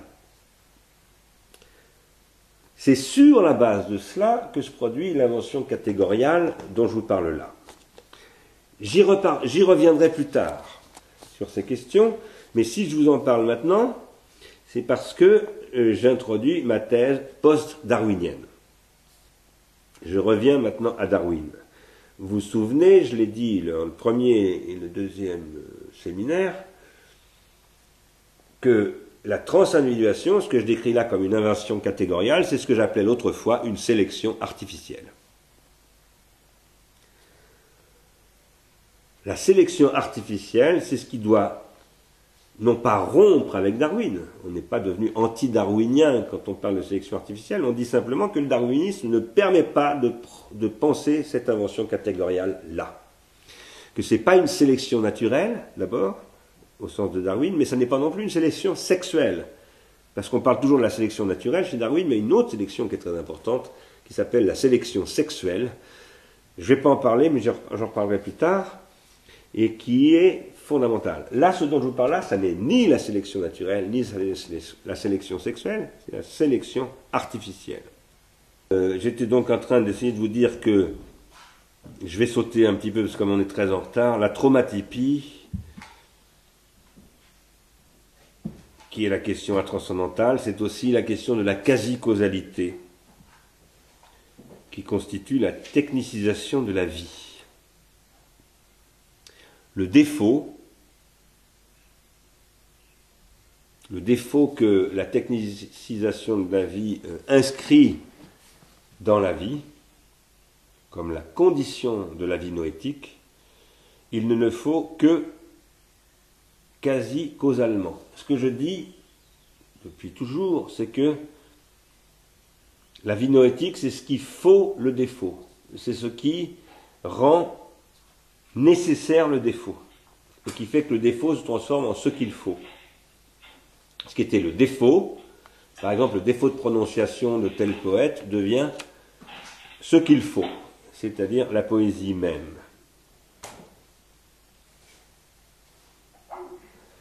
Et c'est pour cela, c'est parce que nous sommes dans cette structure de quasi-causalité, que ce que je dis, c'est vous qui le dites. C'est parce que vous en devenez les quasi-causes. Ce que je dis, si vous en produisez du sens, c'est vous qui le dites, c'est-à-dire que vous en devenez les quasi-causes. Ça ne veut pas dire que l'ego transcendantal de Husserl ou la conscience a priori de Kant sont à l'origine de la prothéticité, au contraire, précisément. Et c'est ça que Kant et Husserl n'arrivent pas à penser. C'est que ce qui est, entre guillemets, à l'origine de ce qu'ils appellent l'ego transcendantal ou conscience a priori, c'est en fait un défaut d'origine, dont l'ego transcendantal ou la conscience a priori sont une quasi-causalité, et non pas une causalité. Vous savez bien que la table des catégories de Kant, c'est avant tout un discours sur la causalité. Mais ce que n'arrive pas à penser cette causalité kantienne, c'est les rétentions tertiaires qui précèdent aussi bien logiquement que chronologiquement cette quasi-causalité. On pourrait montrer sur pièce, d'ailleurs, en se référant même à l'animalité, qu'il y a une précédence des rétentions tertiaires dans l'animalité même, que ces rétentions tertiaires ne sont pas pour ces animaux des rétentions tertiaires, mais par contre, il y a chez les animaux des comportements techniques qui vont, avec la noétisation, qui vont constituer des rétentions tertiaires, qui sont déjà là dans le monde animal, mais sans être quasi causalement investis traumatiquement, si je puis dire, comme rétention tertiaire. Sans être, si j'avais le temps, je dirais pourquoi, fétichisés au sens où Freud définit d'abord la libido comme le processus pervers de fétichisation de la pulsion. Quoi qu'il en soit, ce que j'appelle la pensée atranscendantale, je l'appelle comme ça, je vous le rappelle, parce qu'elle doit passer par l'expérience transcendantale. Si vous n'avez jamais fait l'expérience des apories transcendantales, vous ne pouvez rien comprendre à ce que je dis, ça n'a aucun sens pour vous. Donc il faut faire l'expérience de l'errance philosophique et métaphysique. Cette pensée atranscendantale, c'est une pensée de la quasi-causalité où il n'y a ni a priori ni a posteriori. Dans la pensée de la quasi-causalité, cette opposition a priori a posteriori ou transcendantale et empirique n'a strictement aucun sens. Causalement, le défaut qu'il faut n'a aucune chance de falloir, d'être ce qu'il faut.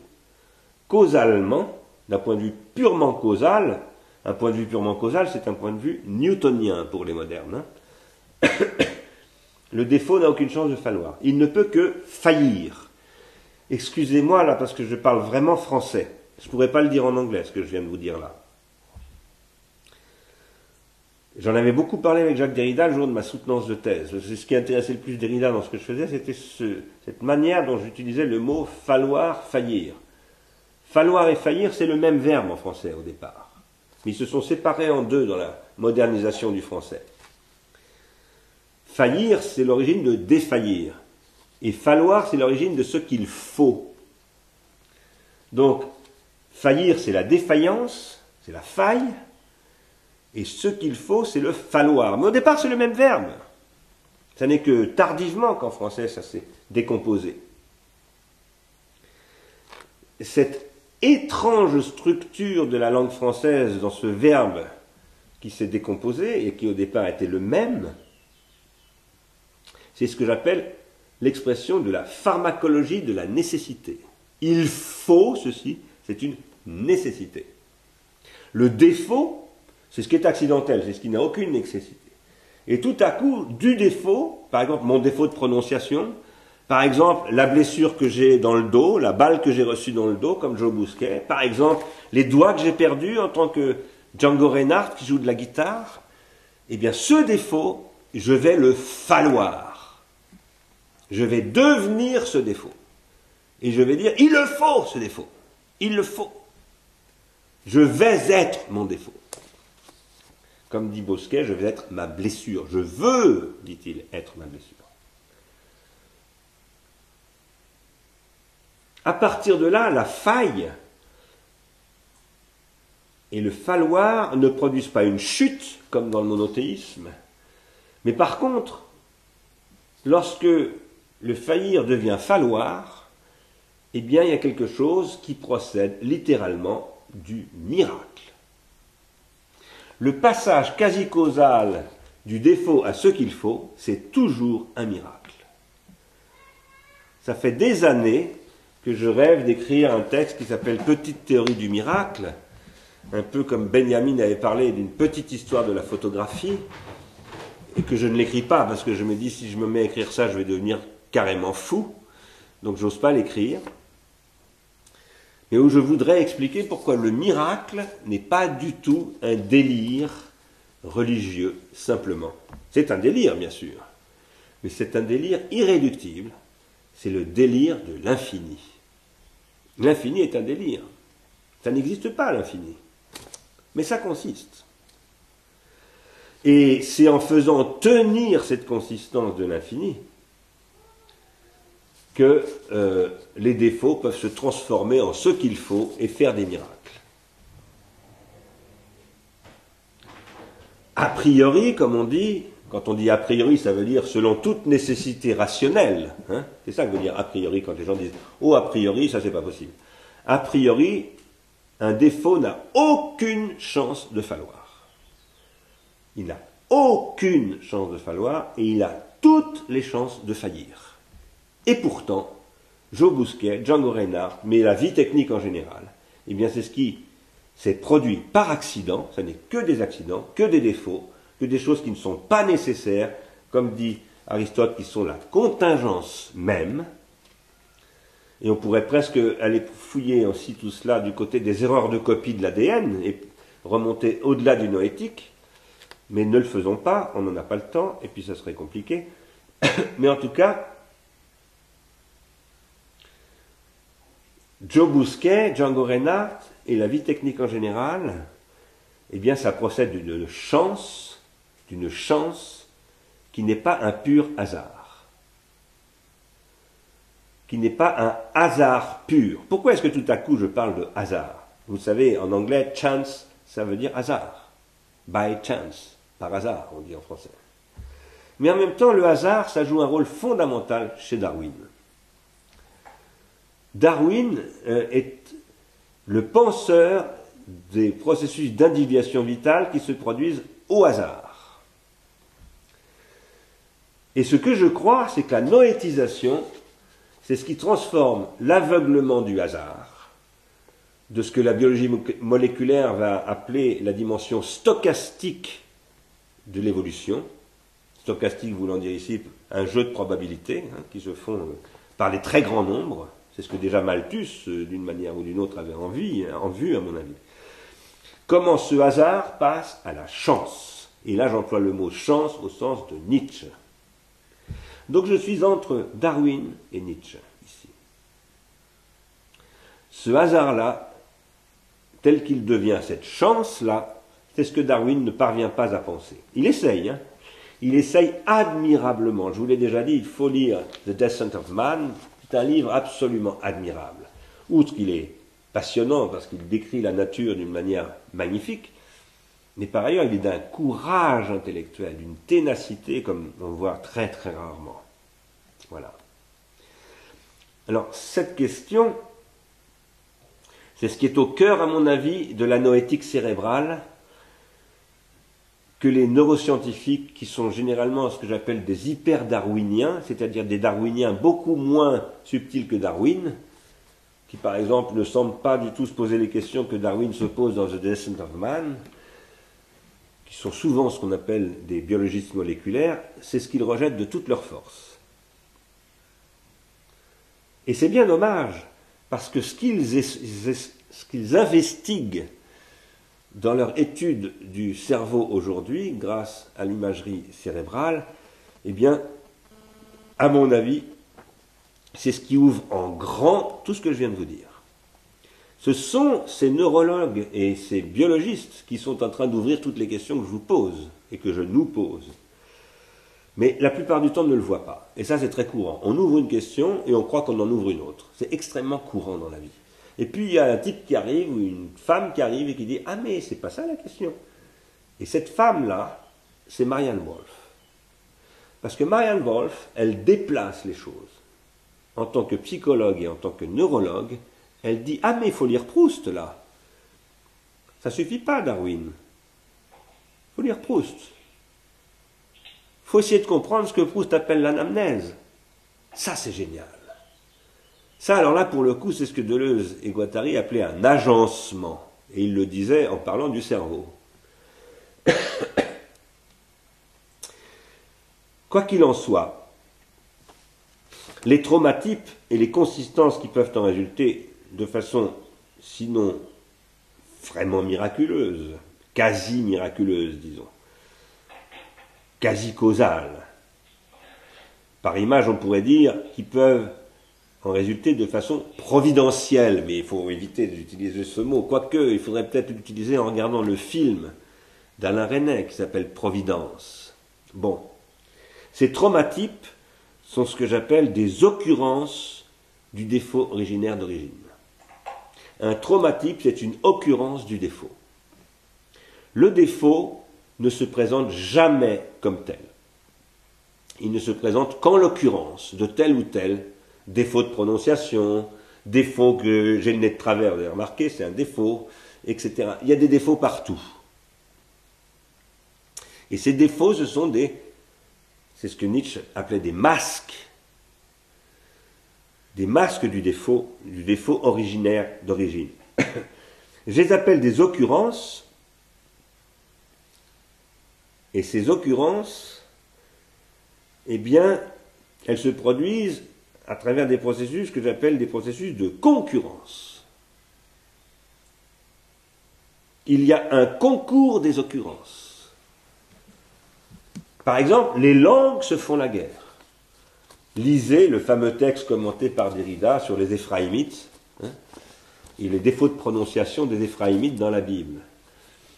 Mais les langues se font la guerre en règle générale. D'une façon générale, les défauts se font la guerre.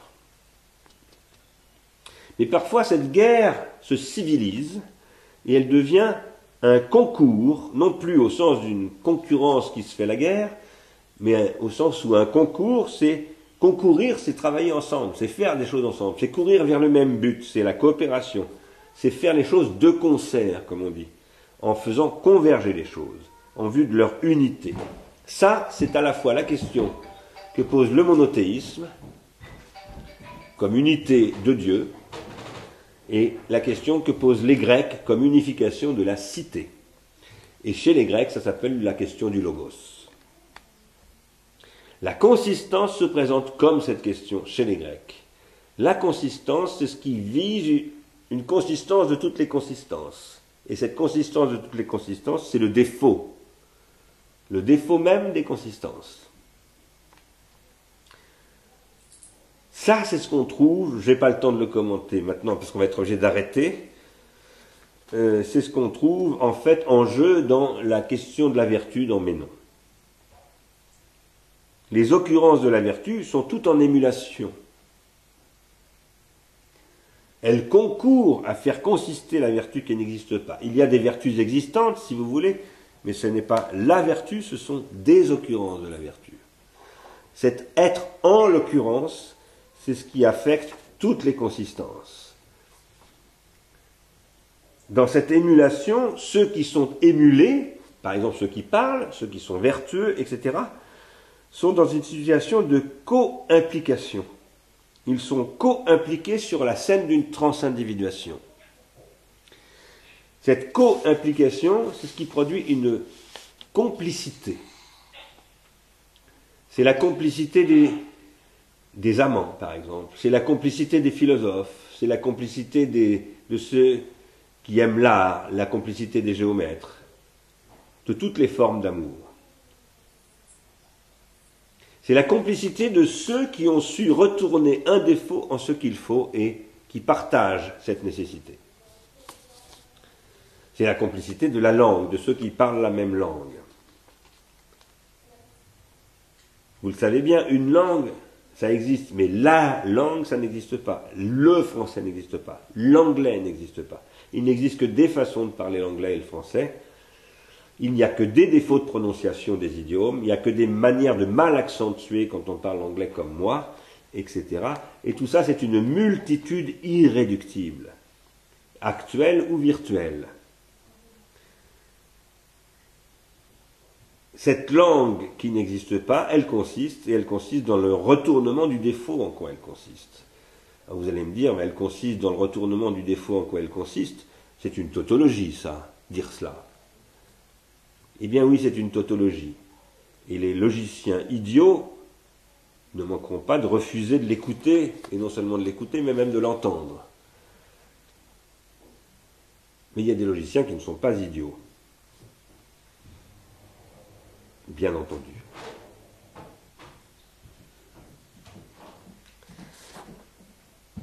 J'aurais voulu vous dire pourquoi le renversement quasi-causal n'est possible que parce que le défaut est le défaut d'origine du pharmacone, et qu'en fait tout ce dont je suis en train de vous parler là, c'est évidemment le noyau inaccessible de toute pharmacologie, mais je ne vais pas le faire parce qu'il est trop tard. On a perdu pas mal de temps avec ces pannes, et en plus, comme d'habitude, je suis trop lent. Donc je vais m'arrêter là. je n'ai pas dit la moitié en fait de ce que j'avais prévu, donc je ne vous parlerai pas de la catégorisation chez Benveniste, Aristote et Derrida, mais c'est pas grave, on le fera la prochaine fois, et on a 10 minutes pour discuter un petit peu. Voilà. Désolé pour ces petits accidents qui nous ont donné le temps peut-être de réfléchir et d'inspirer un peu, cela dit. Et la parole est à qui la veut. Donc si vous voulez prendre la parole, vous faites un signe et vous ouvrez votre micro. Oui, Gérald. Bonsoir, Bernard. Bonsoir. Tout ce que vous avez à nous dire aujourd'hui. Je commençais à voir la connexion entre ce que vous avez dit sur la transdiction et Simondon avec le texte de Jacob von Uexküll que vous avez signalé allait être un de vos textes de ce séminaire. Oui. Mais même s'il y a déjà cette dimension de catégorisation kantienne à propos de son milieu, je n'arrive pas à voir jusqu'ici le rapport que cela va avoir avec l'occupation, c'est-à-dire le titre du séminaire, du colloque à Épineuil, le Fleuriel cet été. Oui. Est-ce que vous pourriez nous signaler l'horizon de votre pensée pour qu'on puisse commencer à anticiper la discussion qui aura lieu là? D'accord. Merci beaucoup de poser cette question, Gérald, parce que, en fait, j'aurais dû, si j'étais arrivé au bout de cette séance, en parler un petit peu. Nous sommes, alors, je vais vous dire quelques mots de ça et aussi de l'internation dont j'avais parlé, dont j'avais annoncé que j'en parlerais dans le séminaire et que je ne le fais pas, mais on en reparlera vous et moi tout à l'heure, Gérald. C'est lié, évidemment. À la fin de la séance d'aujourd'hui, je voulais, mais je le ferai la séance prochaine, je voulais parler de la spécificité de la rétention tertiaire numérique dans laquelle nous vivons. Tout ce travail que j'essaye de faire sur la transindividuation, dont j'essaye de montrer qu'elle suppose une invention catégoriale, qui elle-même est basée sur des traumatypes qui sont contenus par des stéréotypes. Cela suppose un double redoublement épocal. Il y a des moments où il y a des bouleversements organologiques, des révolutions organologiques, des révolutions rétentionnelles tertiaires qui font que, ça c'est un vieux discours que je tiens depuis longtemps, qui font que les circuits de transindividuation qui existaient explosent. Donc il n'y a plus d'horizon de signification constitué. Dans ces moments-là, le danger, l'énorme danger, est que une métisse s'empare, une métisse au sens d'une intelligence rusée, une ruse, s'empare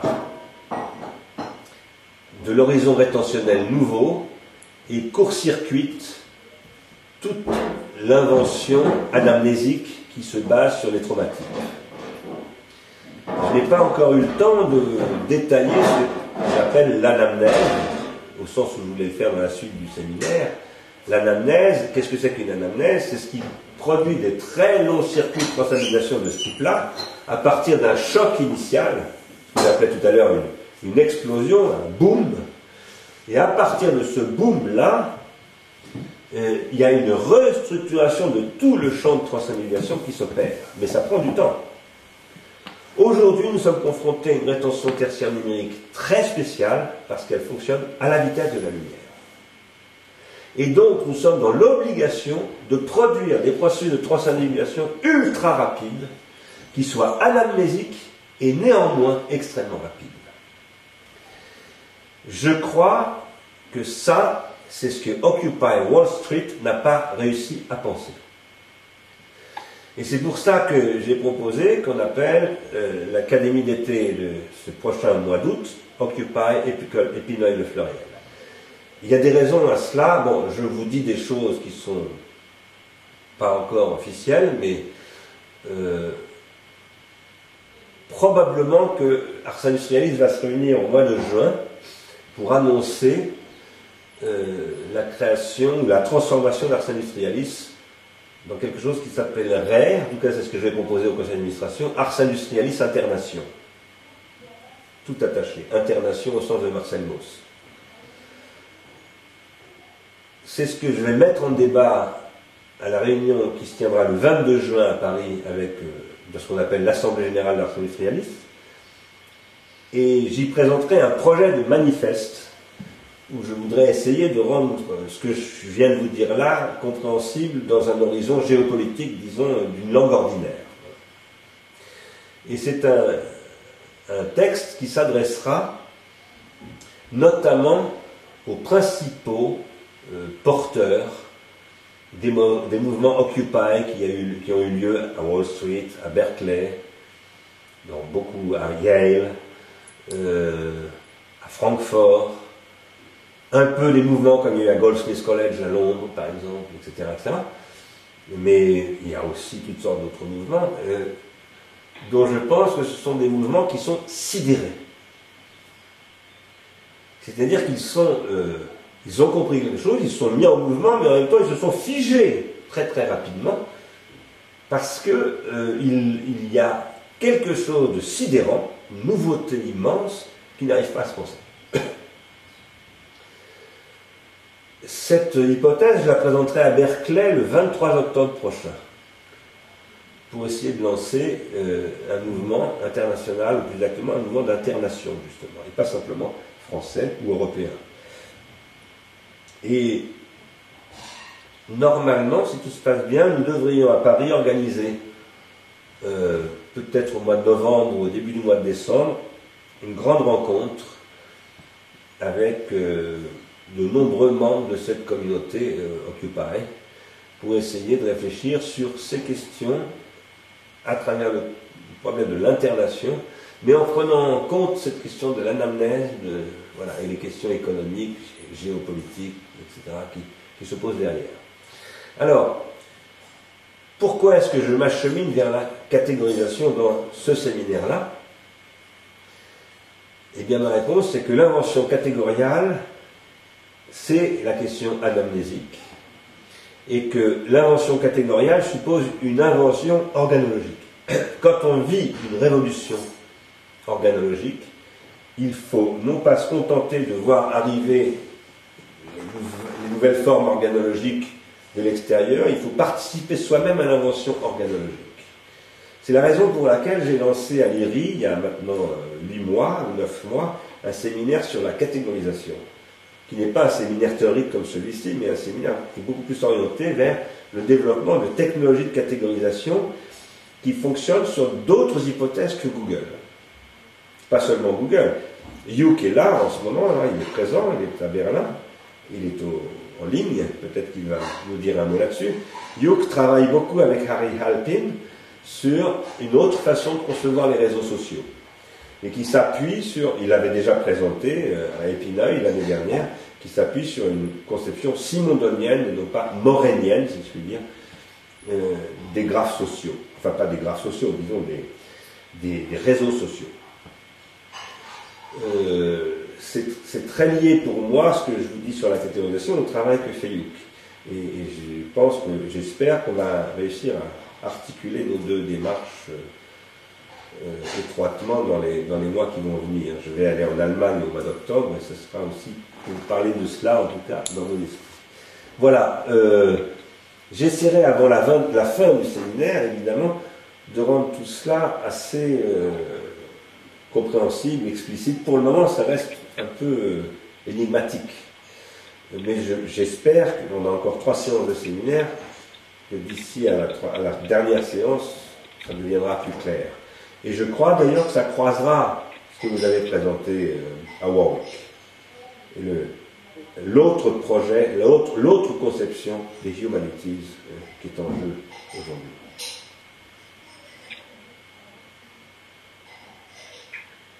Est-ce que quelqu'un d'autre prend la parole?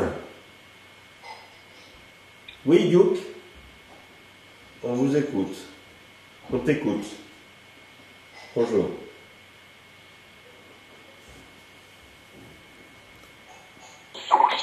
Allô, Bernard? Oui, bonjour. Oui, merci beaucoup. J'ai une question, mais peut-être c'est une très grande question. Est-ce que vous pouvez faire la distinction entre trois choses, le symbole, l'image et la catégorie? Parce que j'ai trouvé ça très important pour le relecteur de Kant. Et si on parle si on pense l'image ou la catégorie au centre de la pensée de Kant, il n'y a pas de place pour Heidegger. Il n'y a pas de quoi? De place. Il n'y a pas de la position pour Heidegger. Parce que pour Kant, le schème et l'organisation des catégories qui fait possible les images. Et Kant, il n'utilise pas le mot l'imagination, mais vraiment Einbildungskraft. C'est pas l'imagination, mais c'est plutôt comme Simondon a dit, l'imagination et l'invention. C'est les deux ensemble. Et pour Kant, l'imagination, Einbildungskraft, est quelque chose de contingente. Ouais. C'est ça, c'est là que j'ai trouvé que c'est très proche à ce que tu as dit, la Cassie-Cross, Einbildungskraft. Et j'ai trouvé ça. Alors ça c'est la grande différence entre l'interprétation de Kant, de Heidegger et Cassirer. En 1929, il y avait un grand débat entre Heidegger et Cassirer. Pour Cassirer, au centre de la pensée de Kant, c'est celui de l'image. Parce qu'il utilise beaucoup le mot Bildergriffs, le concept de l'image. Ouais. Et du coup, Cassirer a développé le concept de la forme symbolique. Et pour lui, la culture est l'évolution de la forme symbolique. Et Heidegger, il ne pense pas du tout comme ça parce que c'est pas possible. C'est l'image, c'est la forme. C'est la forme, c'est la catégorie qui a un grand problème. Et il a posé un grand danger à la métaphysique. Ouais. Et du coup, je voulais savoir comment vous pouvez resituer les trois choses, le symbole, ou le symbolique, la catégorie et l'image dans votre pensée de la retention cassière. D'accord, merci beaucoup Yo, pour cette question extrêmement riche et évidemment compliquée. Je ne vais pas répondre aujourd'hui comme il faudrait le faire parce que ça demanderait quelques années de séminaire en réalité. Je vais répondre à cette question, mais en revanche je vais quand même y répondre un peu. Alors d'abord, je ne vais pas commencer par la question symbole, image et catégorie, je vais y venir après. Mais je vais commencer par le malentendu Cassirer-Heidegger. La mésentente, plus exactement. C'est pas un malentendu, c'est une mésentente, au sens strict. C'est ce qu'on appelle le colloque de Davos, bon, qui a été un moment très important au XXe siècle dans la façon dont s'est passé l'héritage d'Emmanuel Kant, soit par la phénoménologie à travers Heidegger, surtout à travers Heidegger, un peu aussi Husserl bien sûr, soit à travers ceux qu'on appelle les néo-kantiens. En France, on les appelle les néo-kantiens. Moi, je trouve très intéressant Cassirer, personnellement. Hein. Je pense que il ne faut pas ignorer Cassirer. D'ailleurs, j'ai un ami que j'ai invité, d'ailleurs, l'année dernière, Jean Lassègue, qui fait un séminaire sur les formes symboliques depuis au moins 10 ans déjà à l'école de haute études, auquel j'ai participé une fois ou deux. Giuseppe Longo fait partie, c'est un mathématicien et logicien, fait partie de ce séminaire. Il y a des gens très très bien qui travaillent dans cette perspective-là. En même temps, je dois dire que je ne suis pas complètement convaincu par l'approche, enfin disons par la position néo-kantienne et donc de Cassirer. En fait, je ne suis pas complètement convaincu, et je ne suis pas non plus convaincu par celle de Heidegger, mais j'ai expliqué. J'ai essayé de dire pourquoi, même si c'est un peu lacunaire, mais dans le tome 3 de la technique et le temps, pourquoi je ne suis pas tout à fait d'accord avec Heidegger. Enfin, c'est idiot de dire les choses comme ça. Il ne s'agit pas d'être d'accord ou pas d'accord avec Heidegger. Ce que je crois, c'est qu'Heidegger, exactement, n'a pas véritablement identifié le problème. Le problème, il est d'abord entre Kant et Kant. C'est-à-dire qu'il est entre la première version et la deuxième version de la critique de la raison pure. Et donc, toutes les tensions qu'il peut y avoir dans l'héritage du kantisme, en tout cas pour ce qui concerne la critique de la raison pure, sont surdéterminées par ces deux textes de Kant, dont un n'efface pas l'autre. Hein, parce que Kant dit, mais la deuxième version ne contradit pas la première. Donc c'est un éclaircissement. En réalité, c'est un éclaircissement incompatible. Alors, bon, Heidegger, c'est grâce à Heidegger moi, que je peux vous parler de tout ça, parce qu'Heidegger a montré tout ce que Kant sacrifie dans la deuxième version de la première. La fameuse question de l'imagination transcendantale et de son primat sur l'entendement. Mais moi, je pense que Heidegger ne va pas du tout assez loin, et s'il ne va pas du tout assez loin, c'est pour une raison précise. Heidegger a écrit le Kant-Buch en 1929, justement. Il a déjà publié Sein und Zeit depuis 2 ans. Et Heidegger a déjà lui-même fait un choix pour le schème contre l'image. C'est que le problème, pour moi, le cœur du problème, c'est le rapport image-schème. Chez Heidegger, c'est ça qui est durci dans la deuxième version, c'est pas si clair que ça dans la première. Pardon, pas chez Heidegger, chez Kant, je voulais dire, dans la deuxième version, et tout à coup, il n'y a aucun doute, il y a le schème et il y a l'image. Le schème est a priori, l'image est a posteriori. Là-dessus, il n'y a aucun doute possible. Et ça, Heidegger le reprend à son compte. Pour Heidegger, tu le sais bien, Heidegger dit les catégories, ce sont des schèmes de la temporalité du Dasein. Autrement dit, ce sont des catégories existentielles. Et il faudrait transformer la table des catégories de Kant en une table existentielle de ce qui n'est plus du coup des catégories au sens kantien ou aristotélicien, mais des catégories d'existence. Je pense que le problème n'est pas résolu du tout par Cassirer. Parce que Cassirer ne met pas en cause du tout Kant. Il ne dit pas il faut bouleverser la position kantienne qui dit que l'image n'est que une concrétisation contingente du schème, qui lui est a priori. Cassirer ne dit jamais ça. Du coup, je le trouve très ambigu et je ne suis pas convaincu. Je le trouve très intéressant. Hein. Je l'ai lu, les formes symboliques, je trouve ça très intéressant, important, même très important. Mais je ne suis pas convaincu.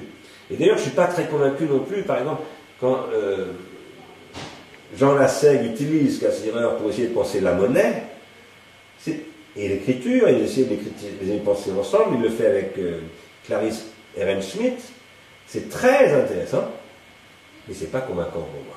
Voilà. Parce qu'il leur manque la rétention textuelle, précisément. C'est-à-dire qu'ils ne voient pas.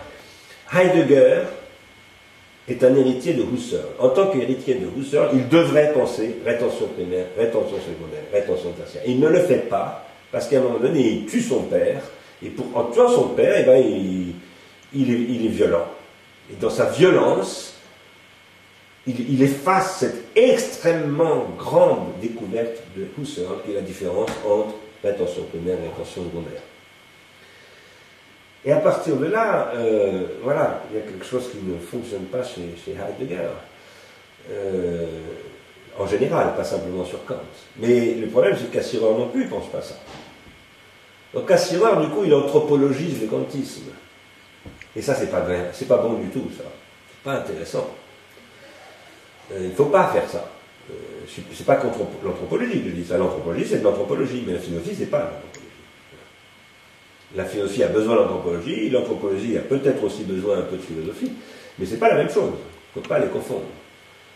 Moi, je pratique énormément l'anthropologie. D'ailleurs, je voulais vous parler de Durkheim, je le ferai plus tard, mais je lis énormément les anthropologues, c'est très important pour moi, les anthropologues. Mais je ne suis pas anthropologue. Et les anthropologues ne sont pas philosophes.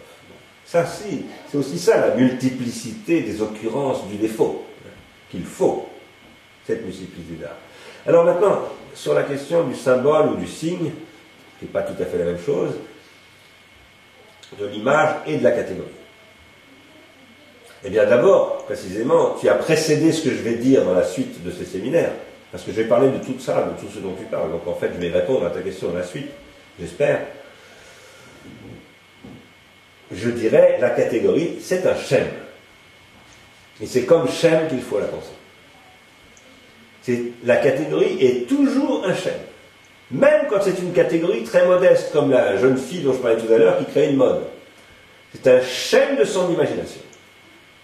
Une petite imagination vestimentaire et tout ça, qui va peut-être, dans son lycée ou dans son collège, avoir de l'effet pendant une semaine, ou qui peut-être, parce qu'elle va passer à la télévision, elle va faire Star Academy, et elle va devenir célèbre, et elle va... voilà. Bon. C'est un schème. Pour moi, les schèmes ne sont pas nécessairement de l'ordre du noétique qui se confronte au mystère de l'être, ou je ne sais quoi. Il y a plein de schèmes, partout.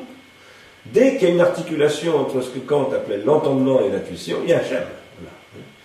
Et ça, c'est orienté par la raison, et la raison au sens kantien, elle a à voir avec l'œil dont je parlais tout à l'heure. Bon, mais ça, je le laisse de côté. C'est le truc qu'on ne peut jamais accéder, qu'on ne peut jamais regarder en face, etc. Aussi. Oui, Caroline me fait signe parce qu'il faut qu'on s'arrête. Et oui, il faut absolument qu'on s'arrête. Bon. Je termine juste 3 minutes. Il faut qu'on s'arrête parce qu'on a rendez-vous avec des gens qui nous attendent. Le symbole, l'image et la catégorie, il faut les penser différemment. L'image, c'est une rétention tertiaire. En règle générale, une rétention tertiaire, c'est une image. Il y a des images qui ne sont pas des rétentions tertiaires. Mais l'image dont je parle là, je parle de l'image noétique, elle passe toujours par une rétention tertiaire. Et elle peut devenir une image mentale, elle peut être intériorisée. C'est une image psychique, si vous voulez, une image mentale, mais elle est liée à une rétention tertiaire. La catégorie, c'est la façon dont, à partir de cette image, une schématisation se met en jeu.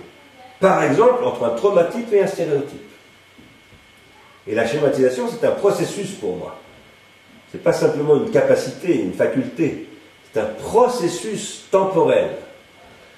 Quant au symbole, eh bien, le symbole, c'est ce qui se métastabilise dans un ordre symbolique, dans un horizon de transcendentisation, c'est-à-dire ce qui est soumis à des règles.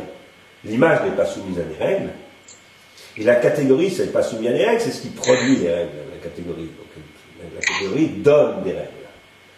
Tandis que le symbole, il est réglé. Les symboles ne symbolisent pas s'ils ne sont pas réglés. Voilà. On reviendra sur ces questions. Là, je suis obligé d'arrêter parce qu'en plus, il faut que je dise un petit truc avec Gérald.